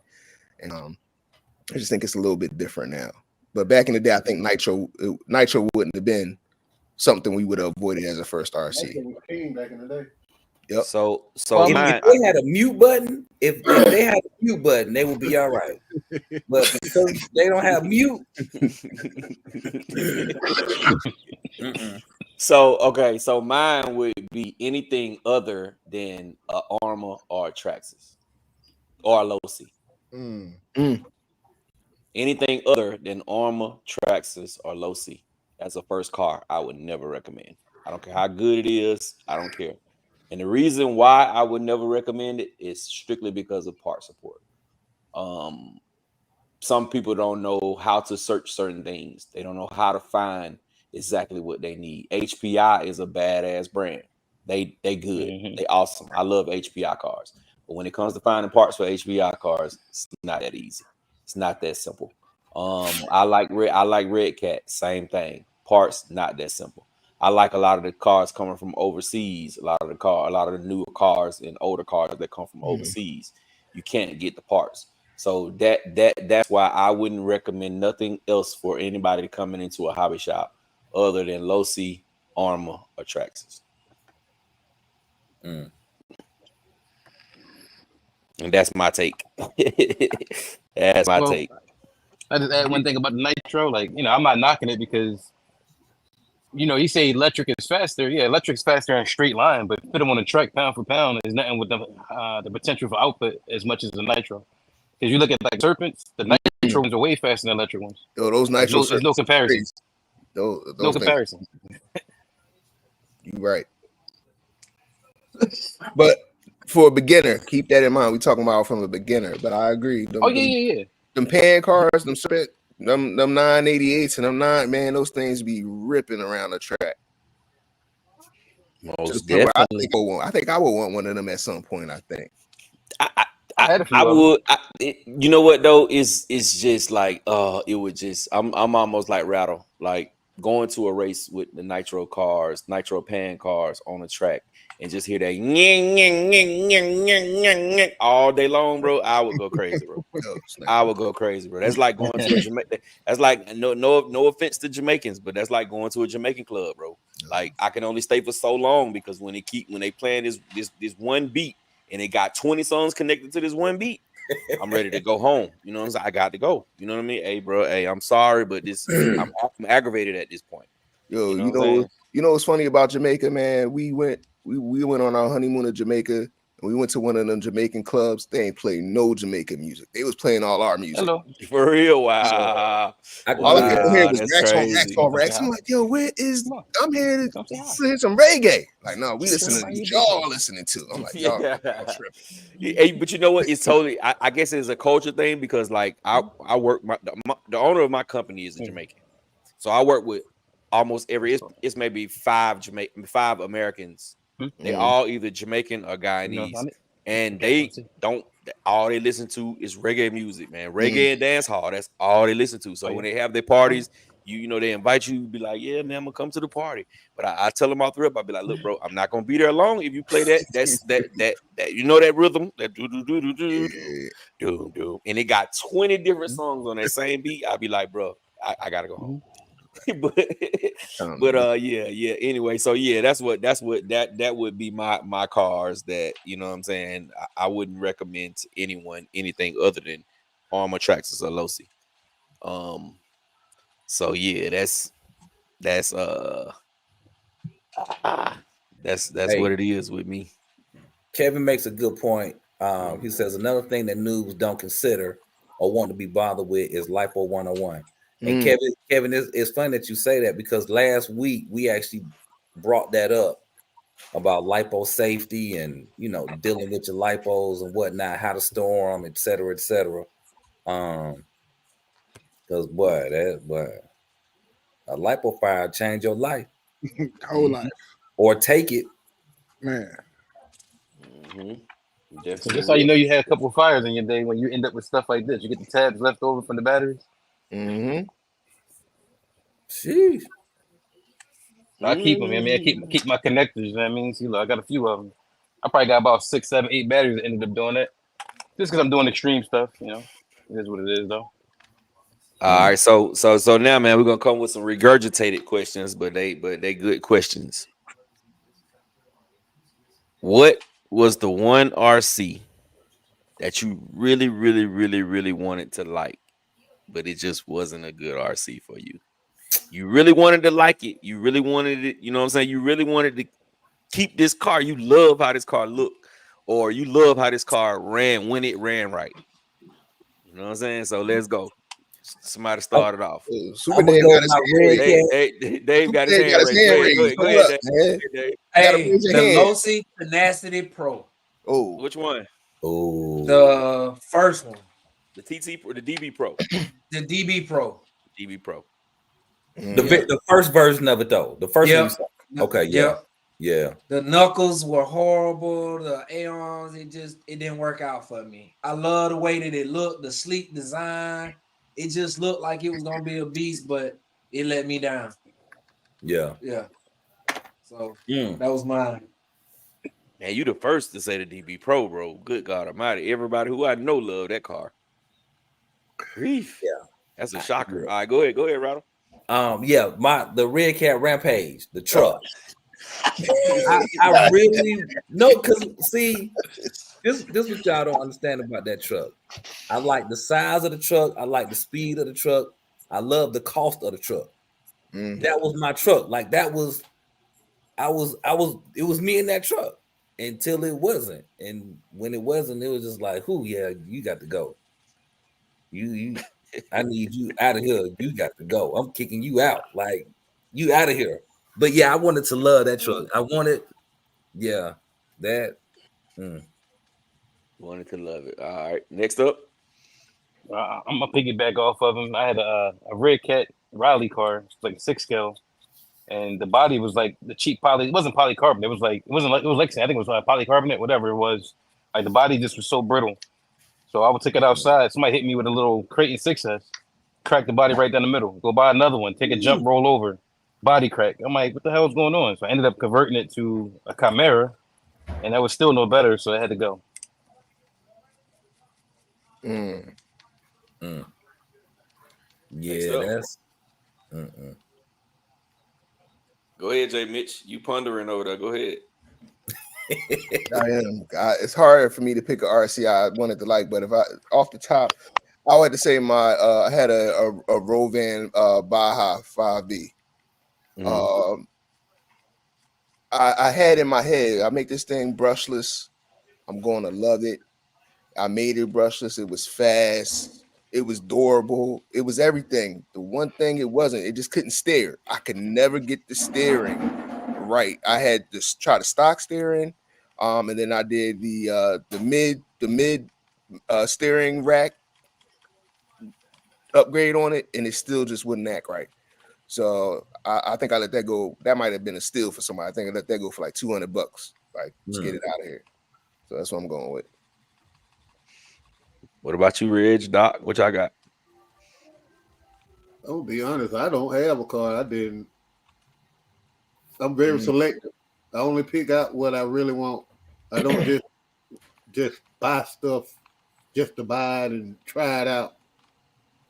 Everything I've got, everything I bought is still in my fleet. I can take it downstairs and show you everything I ever bought. All the way back from the T-Max. All my cars stay with me. I'm a collector. I make them work. So I would say I'm kind of like Doc. I don't really have a car that I hate. And I do tend to keep all my cars. A couple of my guys are like, man, you should sell this, you should sell that. Man, I don't think I get what the value that I put into it or whatever, by reselling it. So, but I would say I haven't had the best success with Armor 8 and 7 scale diffs outside of the EXB. I had an Outcast non-ESB 1/8 scale, and I always blew the diffs in that car. Always go to the hobby store, going right back buying some new ones. So I think it was either something I need to figure out, or I just never had good luck with them. In a couple of different cars. So if they're not GP diffs or EXB diffs, yeah, I don't. I think that it's over.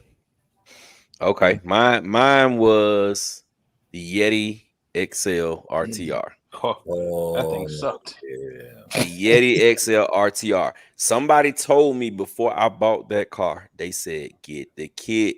The kit is where it's at. You won't have those problems with the kit.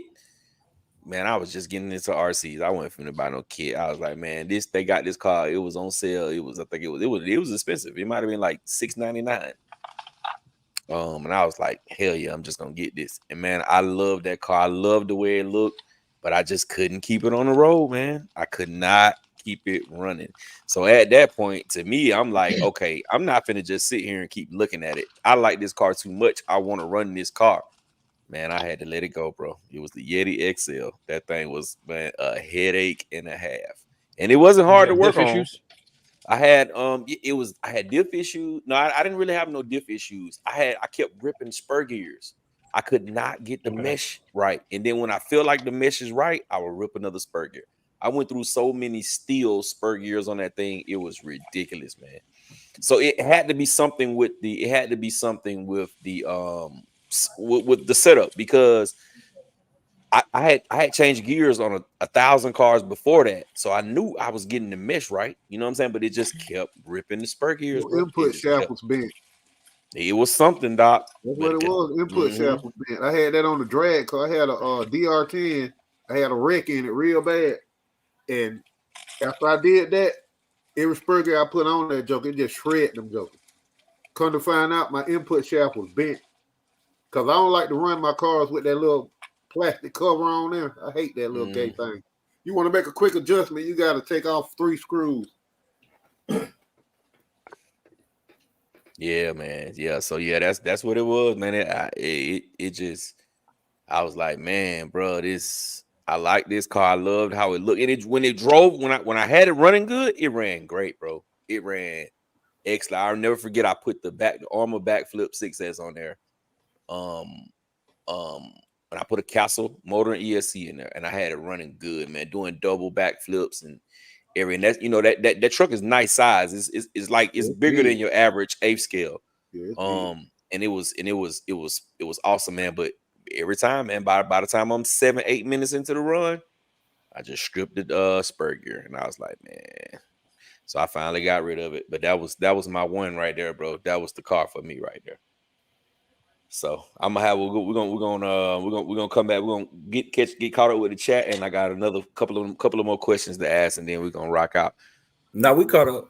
Because I'm actually answering some of the questions as y'all talk. I'm just typing them in. Okay. All right, give me a quick minute though. Y'all keep rocking, man. Give me a quick minute.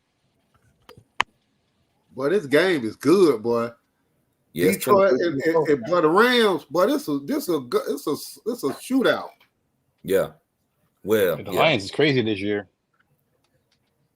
Now, one thing that I going kind of piggybacking on what you said, Doc, or you made a real good point about buying cars. One thing I had to get to, or a point I had to get to in this hobby, is not to just buy a car just because it came out. At one point, it was like, oh, this coming out, I gotta get it. This came out, gotta get that too. Oh, this came out, gotta get it. And you get to a point where you're like, I'm buying more cars and selling just as many, just as quick, because I don't like them. Yeah. Like the HPI, what car was that? I had 2 of them. I think the Savage Flux. I think they came out with the truck first, then they came out with the car version of it. Golly, what was the name of that car? Anyway, I had 2 of them. I ran one. I was like, oh yeah, it's cool. I ran again. I was like, yeah, I don't like this. I sold them both. Well, actually, I gave one away, and then I sold the other one. That was I know exactly what you're talking about. That's the one you gave to Alex, right? You sold to Alex? Mm-hmm. Yep. It looked like the felony almost. Trying to think of what the Was the Ken Block car? Yeah, that's what it was. ZD Racing. No, not ZD Racing. It was an HPI car. The HPI Maverick. Got it. The Maverick. Yes. Yeah, Maverick. Yep. I just didn't like it. I did not like it. E-Dub, what car are you talking about? You asking me what cars? Yeah, the HPI Maverick. That was it. Like I done sold so many. I had 2 E-Revos at the same time. Sold them both for cheap. But what about if they don't? Huh? What about if they don't sell? Like if you like hypothetically, well, not even hypothetically, like the Megas. You know how the Megas were on sale last year or in the middle of the year. Great car. You could get like a brush one for like $150. Great car. But then you throw another system in there, and you got you a 4S Mega Vendetta, whatever. I know Jay Mitch don't like the Vendettas or whatnot, but that was a steal, $180 for $300, $400 car. Right. But you know what? I like on-road cars. Like I really like on-road cars. So it was worth it. Like, but then I had 4 of them at one time. And I was like, why do I have 4 of these? Yeah, you really like them. Yeah. So I sold 2 of them. I kept my Vendetta and I kept the Infraction Mega that I had converted. Both of them got 6S on it. I just run them on 3S, but they geared to the moon. But yeah, that man. Like at one point I had 9 7 scales. Yeah. So yeah, it is. I had to learn that, Doc. Don't just buy them just to buy them, because ain't no point. It ain't no point. I do a lot of research on cars before I purchase too. Yeah. I went ahead and pulled the trigger on that Razor Ray tonight. Oh, you did. You did get it. I ordered it from A-Man, got it for $500. Oh, that's a good deal. That's a good deal. I wish they would bring some of them sales back though. And Jay Mitch, you said you don't like the Super Baja Ray? I don't like working on. Oh, okay. Gotcha. Yeah. We ain't working on them, dude. They're not the funnest things to work on. Yeah, nah. I've been looking at some of them though, or like just kind of studying them and what guys been doing to them to keep them from rolling over so easy. And it's not a bad situation. It's not a lot that you got to do, do to it to get that suspension to them. See what it is a lot of people buy them cars and they use them for not what they're made for. Right. Those cars are really made for sand, dirt. Mm-hmm. Everybody want to throw them on pavement. They gonna flip. Yeah. 52 plus. UDR the same thing. Right. E-Dub said, I see Gap got cold. Yeah, I had to step out for a minute. All right, so I got one more question to ask y'all, and then we're gonna rock out for the rest of the night. For the people who want to get their cars shown, go ahead and get me those photos over on Facebook as soon as possible. It's Got Reviews A to Z on Facebook, just like YouTube. And y'all can send me those photos so we can share them. But my last question I have for you guys before we rock out, before we just freestyle it for the rest of the evening, is if you could change one thing that you wanted, the brand that you like the best, or whatever brand it may be, or it could be something over the whole spectrum of the RC world. The one thing that you would want to change is what? Not everybody speak at one time. Well, I would like to see, more development on cars. I mean, I know we have new cars coming out, but a lot of them are based off of cars that's already here. Yeah, so I would like to see different chassis coming out with each release instead of it just being kind of a regurgitated rehash. Yeah. Like we got a bunch of extra parts we didn't sell with the fire teams. They didn't take off like that. So now we're going to sit here and spin it out to be another vehicle and another vehicle and another vehicle. Yeah. Okay.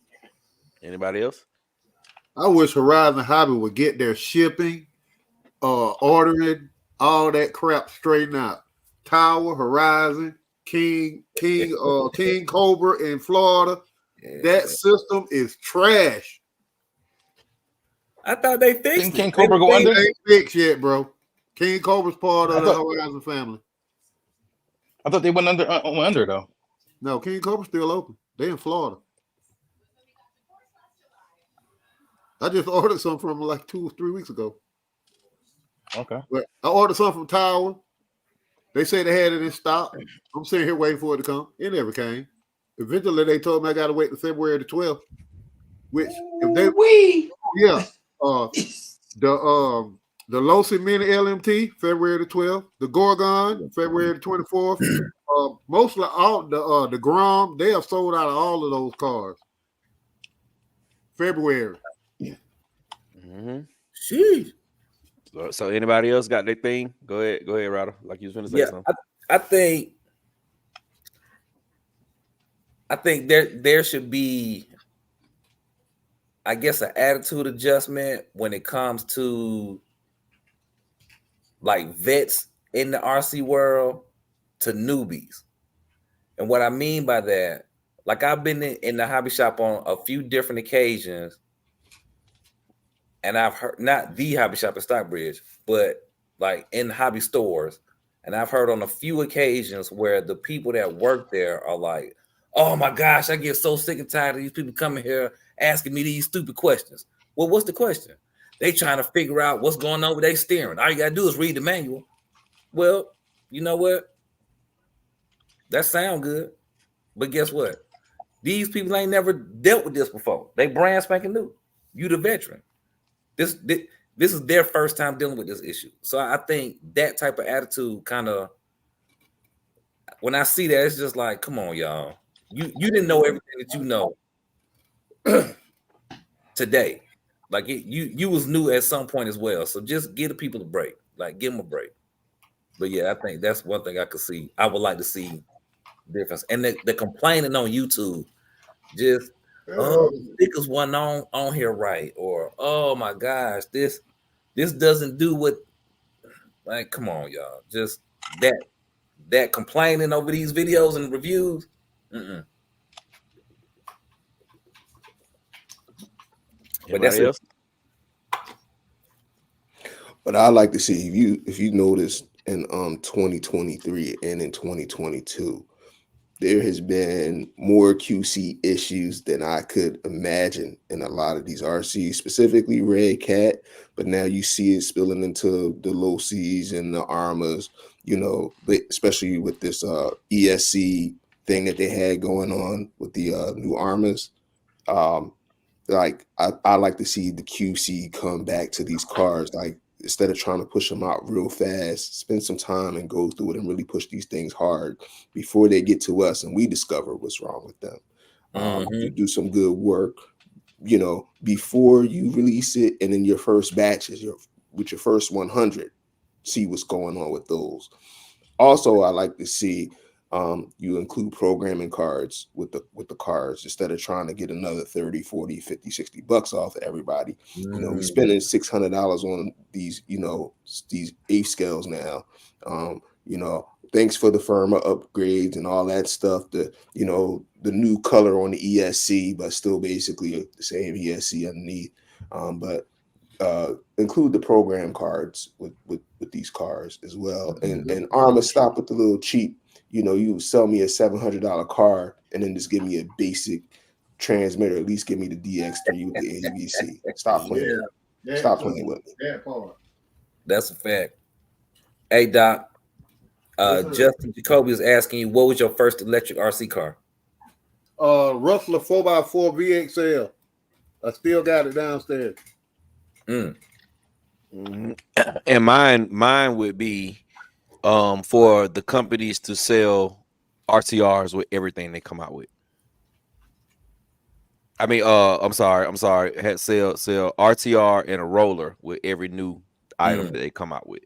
Every new car that hits the market should be available in a RTR or a 80% roller. That would be I think that would solve a lot of the issues, because that'll give the people who don't want to put electronics in and all that stuff, that'll give them theirs, and then that'll give the guys like us who gonna snatch most of the stuff out as soon as we get it anyway. So that's what I would like to see. I would love to see all the new cars. Team Corrali has started doing that. Most of all their new cars that they've dropped in the last little bit, they all have came as RTR or rollers. And I think more companies should do that to give us a few more options. Yeah. So I think that I think like when you order, it should be a choice. Even all the way down to a clear body. I think it should be a choice. You know what I'm saying, of what you want to get. I think that would speed the process up, and that would sell a lot more, a lot more cars, because you know, some of us don't, you know what I'm saying, like the Big Rock for prime example. Like I didn't even test the car out to see what it did on the stock setup, because I've had so many of those stock setups. I basically know the limitations to that stock setup. So it was pointless for me to run my Big Rock 6S on that stock setup, because I already knew what it's gonna do, because I had a Fire Team, the Mojave, the Crane 6S, the Outcast 6S, you know what I'm saying? So that's what I would like to see. It's over with. It's over with. They got a first down. It's over with. 2 minutes left in the game. Well, this is a good game, boy. Anyway, I think my thing would be more the ability to customize more. Whether it be customized parts or bodies. I'm more, you know, because you're limited with bodies and the ability to, you know, make it more you, or you know, fit your swag or whatever the case may be. So I just more versatility, I would say, because everybody got a limitless body, everybody got an infraction body, but just switch it up a little bit more. Let me put a Durango on mine if I want to. Is that what you're saying? Like, Yeah. yeah. That's what's That up. makes sense. That's what's up. All right, man. So that wraps it up, man. We're gonna just freestyle for the rest of the night, man. We got 59 people in the building. We had got all the way up to like 73 people in the building. That was awesome. For everybody who just coming in, and for the people that haven't, smash the thumbs up button, wipe your feet before you come into my house. It is absolutely positively free. Let's get those likes up. We got 59 people watching. I should be able to look on my channel and see 59 thumbs up. So we appreciate everybody. So now it's time to rock out, man. So we're gonna rock out for a little while. I'm gonna give about another 15-20 minutes, and then I'm gonna start showing the cars that I already, the pictures of people cars that I already received, and then we're gonna continue on with the show and doing what we do. Why Detroit just beat Los Angeles 24-23. Matthew Senior is asking, did anybody order the new Hobby Wing Program Box Pro? Yes. I did. I did. Didn't get here yet, but yeah. Excited for it to be here. Yes, me too. I've been checking my tracker every couple of hours. trying to see what it. No, I don't know, man. I bought mine through. I wasn't even trying to do this, but I bought it through Shop Pay. So when I go into Shop Pay, it doesn't really give me all of the necessary things that I need to be able to see exactly where it is. It just shows me this little blue line. I don't know why in the world it even went to Shop Pay. I didn't even know I had Shop Pay. So yeah, that was weird. I checked out with Shop Pay for some reason. And it's like I wasn't trying to do it's only $40. I wasn't trying to do no payment plan, nothing like that. So I don't know why it did that. But on here, I can't. It just showed this little one blue line going across, but it don't tell me whether it actually shipped or not. It just got this little blue line at the top. So we all ordered the same day. So y'all ordered y'all like right after I came on and said they available to order. So you know what I'm saying, if one of y'all check y'all shipping, it should be our shipping should be, especially me and Dave, our shipping should be the same. Now, did anybody order more than one? Is one enough? I just ordered one. I'm cool with one. I got an OTA already, so I'm cool with one. Yeah, I'm good. I'm good with just the one too.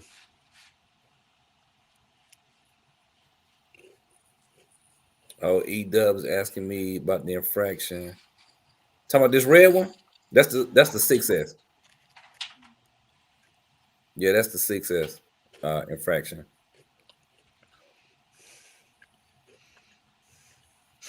So he said, what is the OTA Hobby Wing?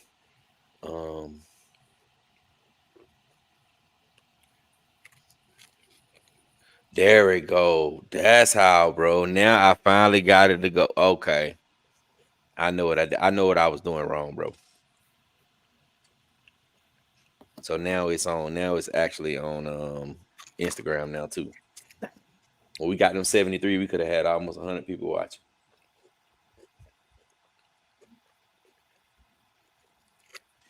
Yep, man. So yeah, man. So another question for y'all, man. What's next, man? I need to know what's next for everybody, man. What everybody got going next? What they buying next? What's their next RC? I just want to get my FG on the street. That's where I'm at now. Me too. I'm being patient. Yeah. I'm probably gonna grab a Granite Grom. Granite Grom in the house. Well, I'm buying accessories. I'm getting accessories. I'm adding beefing up strengthening up my cars. I still ain't run this DBXLE on 12S yet. What's next for me is something I don't want to talk about because I don't want to jinx it. But if it comes true, y'all will know. I'll share. I'll share with y'all on the WhatsApp. But actually, what's really next? I can tell you what I'm selling next. I'm selling my Big Rock Success as a roller next.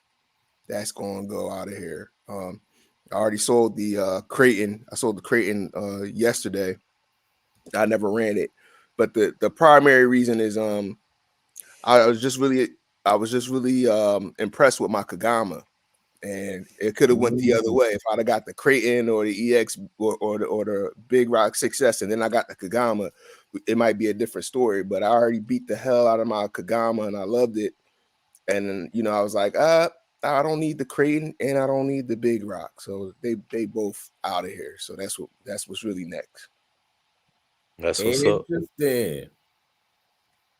Very interesting. Y'all know I had another 2 on my list. I had it right behind the Pro Moto a couple weeks ago. It was for a reason. He got that program box right here, Sir Thizzle. Just a new one from Hobby Wing, bro. It's a beast.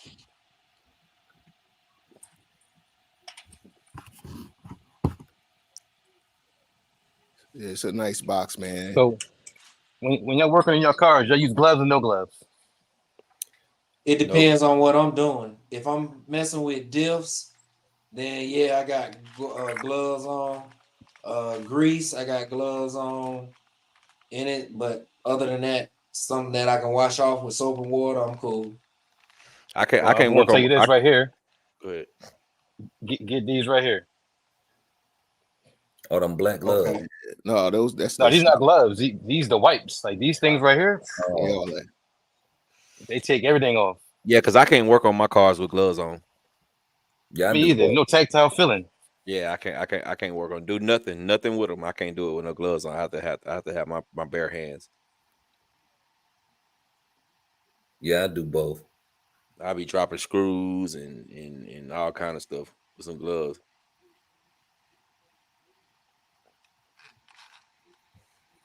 I was gonna say, remember that question I asked before? How do y'all price y'all used cars? Let's take it to a very specific example. What would be the price that you would put on a Creighton V5 RTR, just stock, nothing on it today as a used car? What would your number be? RTR 275. Yeah, for me, I price my cars to go. You know what I'm saying? If I'm selling, I'm selling to go towards something else. RC. So I don't want to put my car for sale, overprice it, and then it just be sitting on the market for however many months. You know what I'm saying? So I price my cars to go. So if I had a Creighton 6S that was in pretty good condition, V5, I would sell it no more than 300. I'll let it go. Okay. Rattle Can, what you say? Yeah, so I'm similar to Gap. I sell my stuff based on what my next move is gonna be. So let's say the next car I want is $200. Well, if let's say like I got my the infraction right there with that felony body on it. Today I might put it up for sale, or you use the Creighton. So okay, you got the Creighton. Today I might put it up for sale for $350. It might sit there because I'm looking at getting something else. While at the same time, I'm working to get the money in place to get my other car. So let's say now wake up one day and now I'm $200 away from getting this other car. Then that Creighton going for $200. Okay. And, it's just going to be that because I'm at a point with it where I don't want the car no more. So it's like, okay, let me get rid of this so I can move on to something else. Okay. What about you? What about you, Reg? Where you at with it? Put a price on it. I've never sold an RC car. Okay, gotcha. But I'll probably pay $275, maybe $315 if it had a couple of upgrades or something. Yeah. Me personally, I haven't sold any either. I usually once I buy it, I keep it.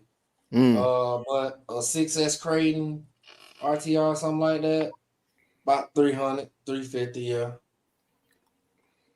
Yeah, I would say myself maybe about 325, 350. I'll be a little higher on it. Just to move it in, you got these people who want to battle every price you put up. So I gotta leave it a little high. You know, I might let it go for 300, but I'll put it up there for about 325, 350, and see where we go from there. Mm-hmm. Yeah.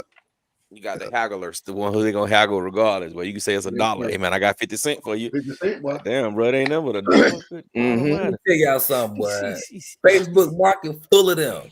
Oh yeah, okay. I got this listed for 800. Well, hey, are you willing to take 400 cash today? No, I don't need crack, so I'm good. Like, stop it. Or would you trade for some Jordans in the PlayStation 5? Boy, man, some dude hit me the other day and was like, "Hey man, I can't remember whatever. I was selling something. I ended up selling it, but whatever it was I was selling, he hit me and was like, "Hey man, I got a shotgun over here. I'm like, huh? Hey. I'm like, bro, really, bro? You got a shotgun? Like, what I'm gonna do with a shotgun that I know nothing about? Right, come on, bro. Shotgun, bro. That's the thing. I was raised, and people around me was raised. Guns have a resume to them. Mm-hmm. I'm not buying your resume. I'm not. I don't. It could be $1. I don't want your resume because I don't know what your resume look like. Now here I am caught with it, and everything that came with that bad boy coming with me. Oh, with you, exactly. He shows it. He said, I got a shotgun. I'm like, bro. But you know what? That wasn't the first time that happened. That happened to me with somebody who I know. Somebody that's here in Georgia with me that I know hit me and was like, man, I got an AR-15. And I'm like, bro, nah, bro. I'm sorry, bro. I'm good. Yeah, I'm good on that, bro. Cost me $1,500 to build it. I paid $1,500. Boy, right. You could have paid more than that. I ain't finna take it. Less than that. You could build an AR for like $400. Right. And I'm definitely not finna take it. I can tell you that much. I don't care what kind of boy. It could be an AR-99. Boy, I'm good. I'm good on that, boy. Now, this is a good question right here, bro. I would say, are y'all more prone to haggle with people though? Like when do your haggle hat come on? Or are you a habitual haggler? I'm a habitual haggler. Okay. I'm gonna try you. You know what I'm saying? And the reason why I'm gonna try you is because now you know what? I take that back because if you price to go, I'm not gonna try you. You know what I'm saying? I'm gonna be like, okay, if he don't want but $200, okay, babe, I'm just gonna take him this $200. I ain't even finna go through it if I really, really want it. You know what I'm saying? It's just what it is. Yeah. If it's something for 200 and I got 5 of them already, but I just want it because it's 200, I'm a haggle. I'm a, hey man, come on with that. I got 150 for you right now. You know what I'm saying? I got one, you know, whatever. But big items, I'm haggling every time, bro. I'm haggling at the retail store. I'm the same way. My wife hate that shit. Man, I can go in a retail store, bro, and I know I'm finna spend some money. I know I'm finna spend some money. And bro, I'm like, hey, look, what, you know, hey man, I need to get this for such and such. I'm spending this. I need to get this for such and such. And that's I mean, because I always feel like some people it embarrasses them, but me, I always feel like these people ain't paid that for it anyway. You see what I'm saying? Y'all, they ain't paid that for it anyway. They got that thumbs up popped up again, but I saw that. Ain't nobody. Huh? I don't know why I did that, but you look like you had your thumb up for a second. But whatever you was doing, it looked like that. So I don't know. It popped up on there again. That would be last night. I mean, Friday night was my first time ever seeing that. But yeah, I'm Jay Mitch. I'm haggling everything, bro. I'm going in there as a haggler. I'm going in there trying to find the best price. And if we all let's just like saying when we went down to Florida, it's like 8 of us, bro. Everybody spent money in Michael's hobby. Every single person spent money in Michael's hobby. Bro, when we left out of there, you know what I'm saying? Did nobody else say nothing? I said something, man. I got my stuff for almost half price, bro. Because we had spent so much money and nobody else really said nothing. Man, I went over there to that dude. I said, look, bro, you see all the money we just brought in here? We just brought you 5,000-6,000 easy. I said, bro, come on with it, bro. I need this right here for 150. Put the price real, on the price, yeah. For real, bro. That's just what it is. And I did the same thing when we went in their Hobby Town. We went in their Hobby Town, they had a boat, a UL 19, that blue and yellow boat. It wanted like a race boat. Mm. Man, I went in there and told that dude what I had. I was like, bro, this is what I'm trying to spend. And I can't do it, man. I can't do it.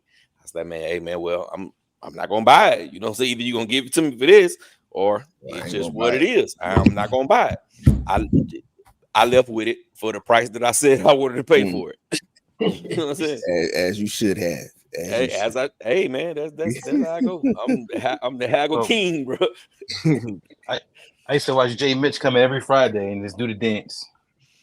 Yo, that's why I used to call it. We got to do the dance. We dancing. You know what I mean? I love the dance. Dance is part of the fun for me, man. Everywhere I go, I'm asking. You know, and I don't be too off, but sometimes I hurt people. But me and Adam, it's almost I can get what I want, but I don't try to hurt the man too much. But I love doing the dance with folks, and then sometimes people's stuff is just priced right. You can't. Sometimes I feel guilty if it's already priced right. I can't be like, yo, you want 200 for that? Let me give you 170. I can't do that. You know what I mean? But if your price is too damn high, I'm definitely on some. You know what I mean? I gotta get it. I gotta get it for the low. CJ Middo, it is a time and a what's going on situation. Mm-hmm. You know what I'm saying? Like, just like how I got the talent for $80. You know what I'm saying? Yeah. Dude was like, give me 120. I said, bro, I got $80. What you want to do? Mm-hmm. He looked. All right, here you go, man. You gonna take it. It's crazy because they weren't nothing but 80 of the dollars that he already gave me.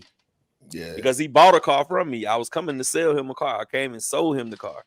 And then, you know what I'm saying, he gave me my money or whatever the case may be. Then he was like, I got this talent right here, man. I was like, well, let me get it. I was like, what you want for it? He was like, 120. I said, I got $80, bro. Mm-hmm. That's how that happened. You gotta get him. Without you, Rattle, you like to haggle? Or you just pay the man? Depends. It really depends on what I'm getting and where I'm at. Now, and this is like retail, I like to deal with a person who is there and want cash today. Yeah. I love dealing with them. But with people, depending on what you asking for, I might just be like, "Yeah, I'm good. I'll pass." I don't really, because I'm not trying to dig in your pockets like that. Yeah. But a store, if you work in a store or you do like some type of service provider, I'm asking if you freelance. I'm asking you like, what's your cash price? Like we need to know that and kind of go from there. But yeah, when it comes to like if you got something listed for $400, depending on how bad I want it, I might offer you something else. But if I ain't got the 400, I just be like, hey, I ain't got it, and just leave it up to you at that point. I'm with you on one thing that you did say. When you go to the retail shop, cash is king. Yeah, I tell everybody that you go in there with cash. If you that new $6.99 Creighton come out, and that's what you want, you go in there with like $6.50 cash. 9 times out of 10, the local hobby shop gonna take it, especially if you're a regular customer. Mm-hmm. They're gonna take it if you got that cash. You try to go in there and talk about that payment plan, and you want to use credit card, and they're gonna max you out. But you go in there with cash, it's kind of no haggle pricing with the local hobby shop if it's a decent one. If it's one that's been around for a long time and it's one that you frequent. I go to the hobby shop once a week, the same hobby shop once a week. I'm there every Friday. He know when I'm coming. You know what I mean?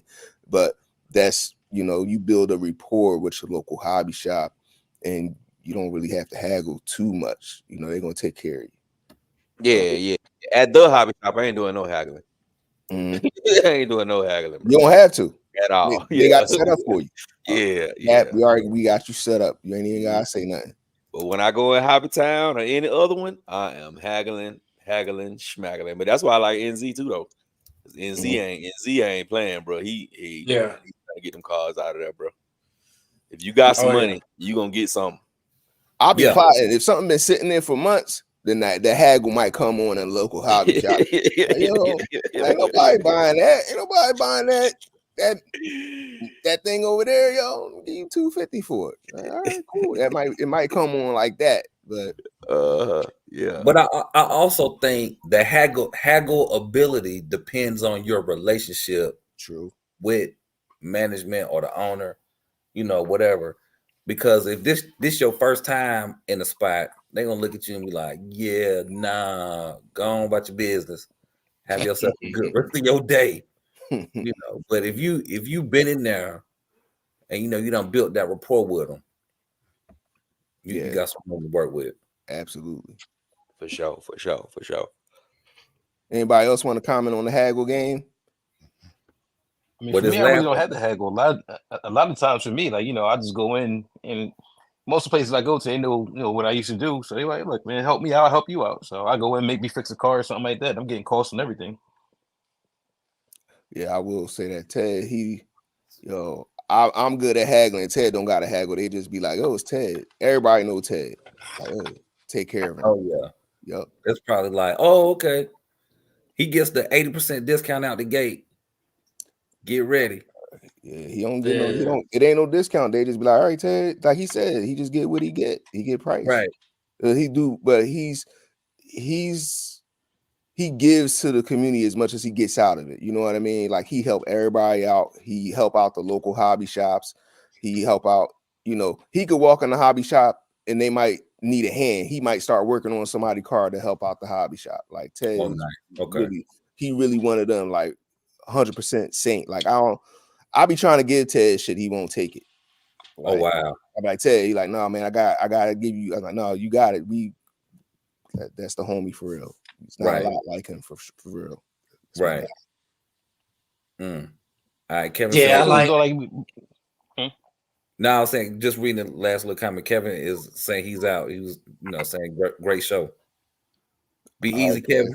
All right, Kevin. Good. Appreciate you, brother. Appreciate you. Did y'all read this question right here?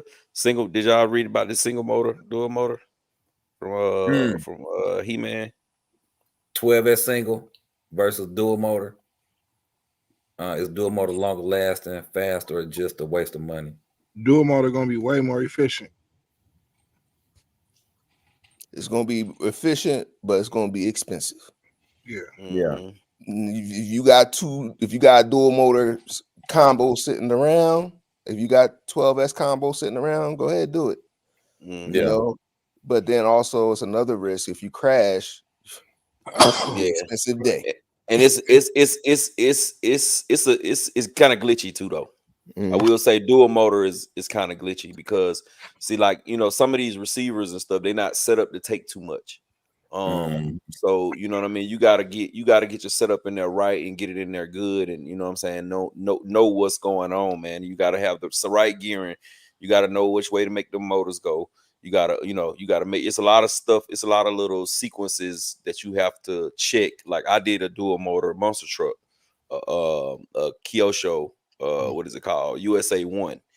And I had to do a lot of testing to get that car to run right. You know what I'm saying? Because like when I first put it, I thought it was plug and play. But you got to make sure that both of the motors are running in the right direction and they're running at the top RPMs in the right direction. You know what I'm saying? You know how sometimes you hook up a car and it's running faster in reverse than it is in forward. Yeah. You got to make sure both of those motors are running in the right direction and make sure both of them is running at the way that they're supposed to run, because you can strip gears. So it look easy, but it's a little bit more tedious than what it is. So I think if you're not a real person with the patience to really deal with a dual motor car, I would say just run a single motor car, because you can make a single motor car make it do what it's supposed to do. But I don't want to discourage nobody. If you want to do it, go for it, bro. But just take your time. That's all I would say. Take your time. Make sure everything is right. Yeah, that's the beauty of the hobby, man. You do it how you want to do it, for sure. But it's pros and cons to both ways, you know. Yeah. What Sir Thizzle had said, Router? Yeah, he's saying he out. He's saying y'all be easy. All right, Sir Thizzle. Yeah, he got to be up at 2:30 in the morning to go to work. Right. So everybody, some people got to work tomorrow. Everybody ain't off for MLK Day, huh? Yeah, a lot of people not, bro. They include me. Okay. I'm off. And Gerardo said he's I'm out. still off. Yeah, we know you off. You've been off all year.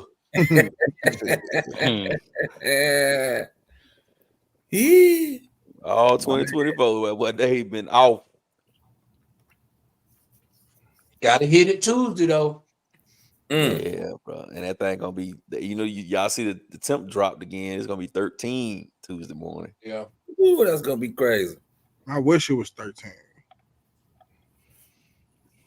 Yeah, because you dealing with the shenanigans of the weather right now. What is it? 2 degrees or -2? -2. It's colder than that now. That was earlier. It's probably about that -10, close to about that. Feel like -50. It's cold out there. Like it's buggies. Dang. That's tough. And how long does this normally last? Like a month? No, probably a couple of days. A day or two. Like I think it's just some type of crazy storm going on because it's weird weather all over the map. Wow. Yeah. Well, not today. Our weather went weird though. Today our weather was beautiful. We had nice sunshine. It wasn't that cold. It probably was like in the high 40s, low 50s. But it was beautiful. It was beautiful. It was sunny. I know at my house it was pretty outside. It was real pretty outside today. My kids actually went outside and played. I couldn't believe it. Appreciate that. You said beautiful like so many times. Appreciate that. Just let me know Hey, Rattle already told you. I already told you what to do, man. I said it, man. If you got goulash, if you got goulashes in your mud room, it's not where you want to be in when it's cold. Gerardo, what it do, bro? What up, Gerardo? Yeah, what's cracking? Going on. Matthew Singh said he dealing with -9 at 3:30. Heck no. I'm good, bro. Oh, that was a question too. He said in the chat, what temperature is too low for you to run your RC car? I almost went out there today, man. The batteries was charged, and I was like, I just don't want to break an AR for no reason. Going straight. Yeah. Yeah. So what's too cold? What's too cold? I think I noticed with the RC cars when you get in the teens, you really cutting it close. You can be like torque could just start breaking stuff. And see, that's not what you want. Nah. That is not what you want at all. So light impacts, if you're trying to bash, it's over. Yeah. What you were saying, Ted? I was saying, like, I know this too. When it's cold outside, like your batteries don't perform the same as they are when they're warm. Yeah. Right. Yeah. So, yeah. I don't even want to take it out at that point because like I got to heat them up, and then by the time I get them out there for a little bit, they start cooling right back down. Unless you're just going to gear it up to try to create the heat in the battery, from the setup. But yeah, I was gonna say that. I do speed runs in the winter sometimes. Sometimes it be the roads be perfect, but it just be cold. Man, you go out there, you do a couple of light passes, get them batteries warmed up. Yeah, by that third pass, it's definitely gonna be, your battery's gonna be cooking. But yeah, you definitely deal with that power loss in the cold, major power loss. Don't matter the brand of the battery either, or the quality. Nah, it don't matter. It's like energy flows better when it's warm. Hey, Brad Forrester is asking, does anyone know a trick to bring Texas Forest lipos back to life? Yeah, throw them in the trash. I don't think that's so. that's the best thing to do. To chop the ends off, get you a bucket of salt water and drop it in there. But don't Traxxas batteries got like a little warranty? Like they replace them for 50% off? That might be the best route. Yeah. You'll do that Traxxas warranty to bring them back. Don't mess around with them. Spend the money. And that's one thing about Traxxas though. That one thing about Traxxas, bro. Anything go wrong, they gonna replace it for you, bro. No if and buts. They ain't gonna ask no questions. They ain't gonna nothing. I ain't never had a problem with anything Traxxas. I call them and tell them it don't work. They don't want to see it. They don't want nothing. You got another one on the way. If you chop off their connectors, it's a problem. Yeah, yeah. See, a lot of times though, like I had the ESC issues with them. Like they didn't even ask me about that. You know what I'm saying? Like for 2 E-Revos out of the box had bad ESCs. Both of them they just replaced. They didn't care. And then I had an X-Max with a bad with a bad servo out of the box. They didn't ask me no questions, bro. They just sent me new ones, bro. Yeah. I'm talking about immediately. As soon as I sent it to them, they asked me what was the number on the thing, where I got it from. I told them what was the serial number on the box and where I got it from. But they sent me out a new one, bro. As they I only should. had one issue with them ever. I had an issue where I ended up using the Traxxas link, and then a lot of times I ask you to sit there, update the receiver and the transmitter. So I do the update for it, and afterwards the receiver was brick. So I'm like, how do I go about fixing this? It was like, well, I mean, there's nothing that we can really do for you. I'm like, but you're forced to update. It wouldn't let me use the vehicle without it if I was using the Traxxas link. Oh wow. That was the only time I've had an issue with them. Other than that, yeah, they always been good to me. Mm-hmm. So some of the best customer service, like they had my name one time. I was like, I don't remember registering with y'all and nothing. They had my address and everything. I'm like, dang, okay, yeah, man, that's me. That's them good lawyers they got, bro. Yeah. That's the good lawyers. He said he in New York. He work outside. I work outside too, my brother. Yes, it is cold out there. Cold out them doors. Well, I'm off tomorrow, my boy. Yes, sir. They just hit me up and said we off. Because of the weather or because of the holiday? No, just because of Martin Luther King. Okay, that's good. That's what's up. Yeah, I'm off tomorrow too. Oh, you off, Ted? I'm slide through, dog. Yeah, man, we gotta get that bike together. Come on. Man, we gotta try that out. We gotta see what's going on. That bike. Yo, but if it's -7, I ain't doing nothing. Y'all putting the R1 in there? You got all that metal on there, no matter. I tried to get him to get one of them. He didn't want to do it. I said 2S is enough, man. He like, nah, Yeah, I'm gonna do 3 or 4S. Talking about R1. Now the only thing I'm gonna tell you about that, because I drag race with R1, you have to be careful with the weight. If you get too heavy, it don't perform the same. I got you. I mean, I got a few R1s. I got the DRKs. I had the Hobby Wings. I had a lot of little small temp scale ESCs for like, turbo and everything like that. Yeah. I've been running them like exclusively for a long while. I've been trying to get people to get more on board with them, but they're like, I don't want to mess with it. That's where it's at though, for real. Believe it or not. I'll spank. I mean, the power you make out of them little things. Yeah, any 3S, 4S, I'll spank it with a 2S, bro. Spank it. I seen a lot of those ESCs go up. The R1s? Yeah, at the racetrack, and these are by the top people. Like, yeah, I know Are they on the edge though? No, I think it's like, I didn't think because they're on the edge. Just imagine the top person, a sponsor person, a race day. They don't care. He brought 5 ESCs and prepared to run them all because they know they're gonna blow out or go at some point in time. Yeah, you don't get the power like that though. I mean, yeah, you talking about 400? You don't get the power like that though. Yeah, it's easy. I seen almost 550 on one of them. I was messing around with a speed run car. I had it overgeared. Yeah, I had like 550 on there. That thing can definitely handle it. You wouldn't think about looking at it how small they are. Yeah, you just can't do it back to back. You gotta let it cool off. Oh hell no! Hey, definitely can't do no. Definitely gotta do that. But their web interface, their interface is cool too for the phone, like for the tuning and everything. I'm gonna hit you with a shocker. You know that they ain't nothing but Yokomo. ESCs. Yeah, Gropner. Yeah, Gropner and Yokomo. Yeah. They make them. Yeah. Yokomo, yeah. Look, they cheaper too. They go look. I got kicked off the forum for telling everybody about these. The R1 Wi-Fi adapter was way more money than the Yokomo one. Yeah, it sure so I'm telling everybody use the Yokomo one. They was like, oh no. Like matter of fact, the dude Steve got on and was like, he deleted all my comments and inboxed me. Don't tell nobody about that. Oh wow. Yeah, basically he's just getting the ESCs and sticking their name on them. They somebody else shit. You can use a Yokomo interface too, like like the same interface. You use the same thing. Yeah, everything the same. It's the exact same. But I heard that the Yokomos take more amps. Yeah, the other ones are stripped down. But you got to think, like if you selling something to somebody else, it's the same for Hobby Wing going through Spectrum, right? I'm not going to sell my product and give it to you RTR, and then you giving it to everybody for free, basically, and I got to sell mine now. There's no room for me to upgrade. Like, you can't sell that now. So I got to strip yours down a little bit to make sure that, I got a little edge on yours. That way, when you make the purchase, it's not like I got the same thing. Yes, and that's why I think Traxxas ESCs are still castles. They just castles with another case on it.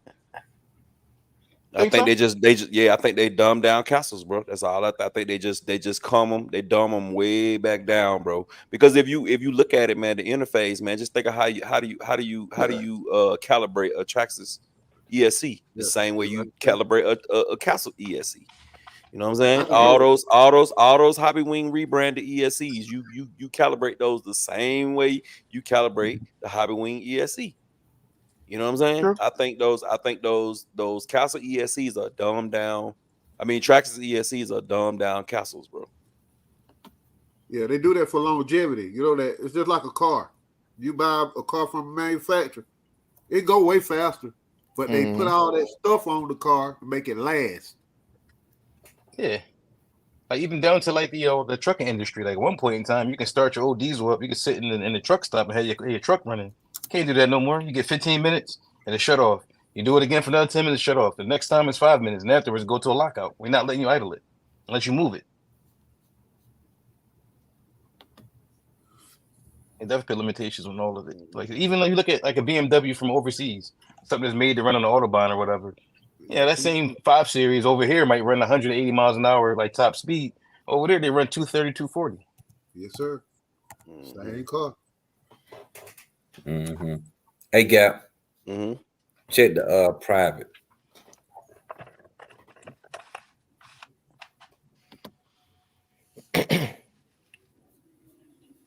Y'all gentlemen.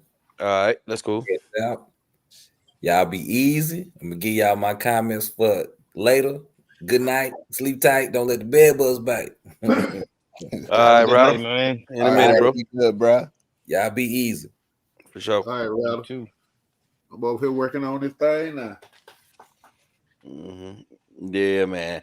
You know what though? The only ESC I've ever popped though, Doc had built me a DR10.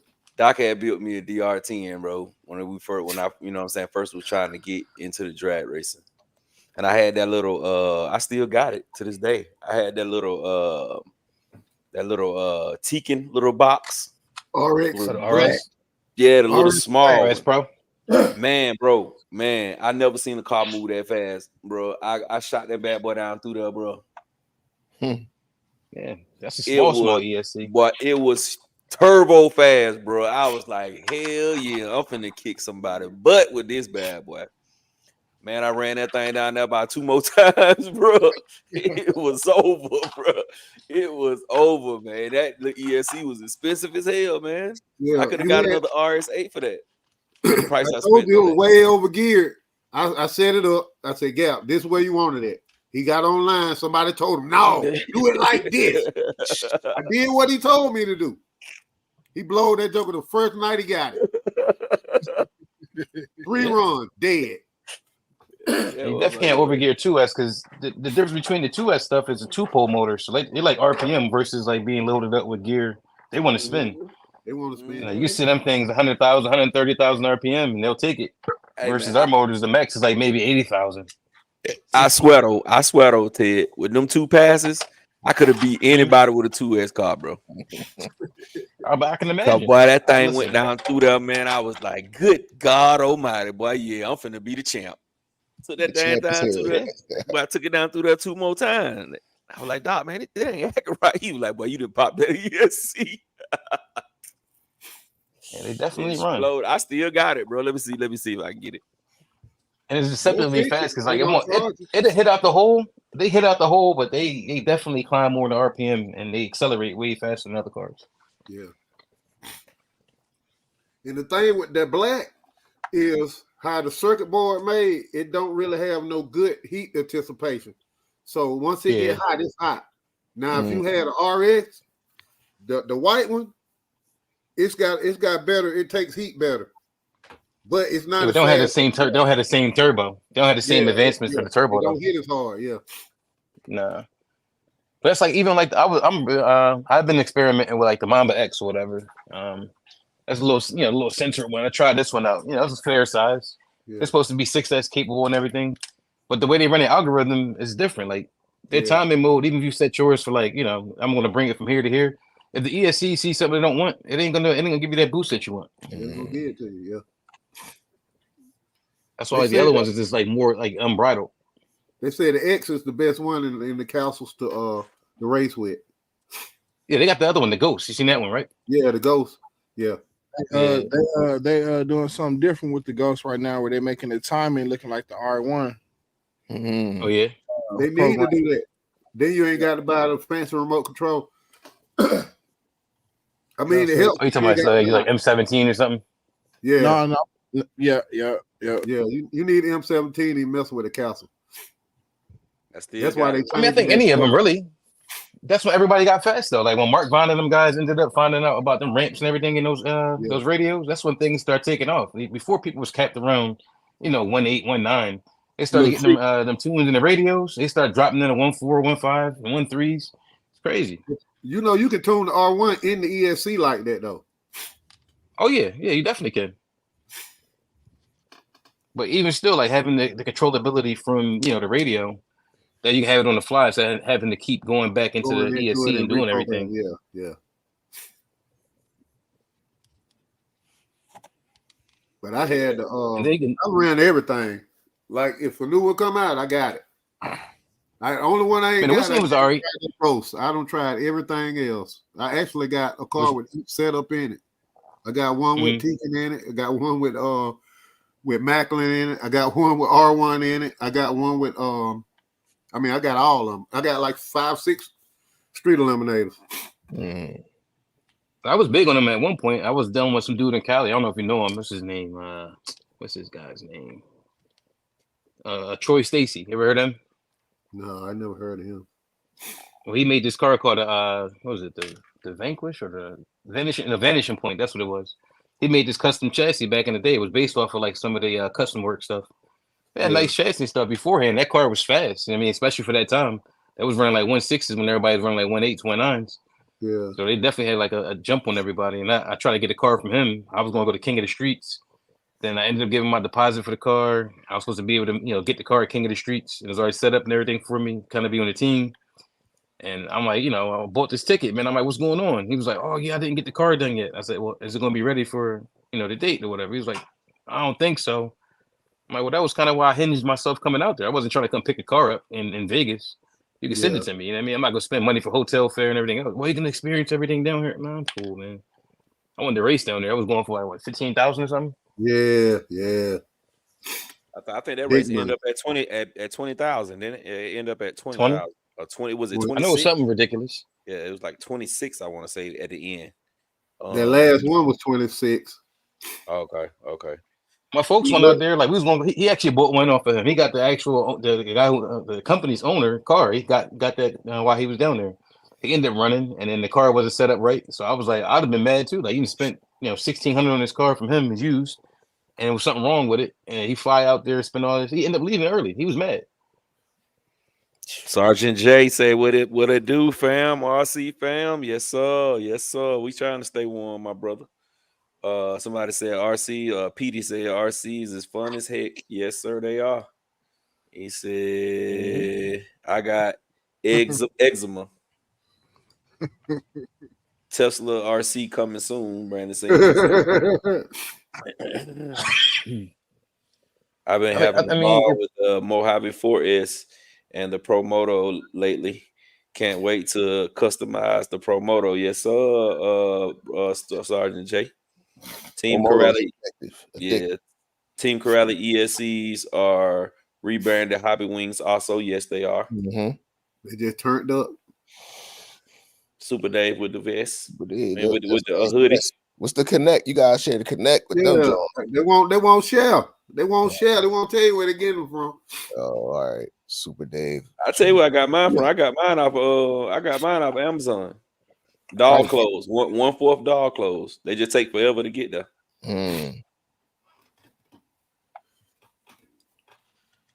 Okay, Super Dave trying to have the crazy super bikes. He's killing it with that cricket, ain't he? He killing it with the cricket. Yeah. He killing it with the cricket. Joseph Erickson, what it do, bro? How's going on? What's going on, man? What W said, I got the Radio Link RC4 GS, and I just ordered the Arlarlo. What one y'all think better? I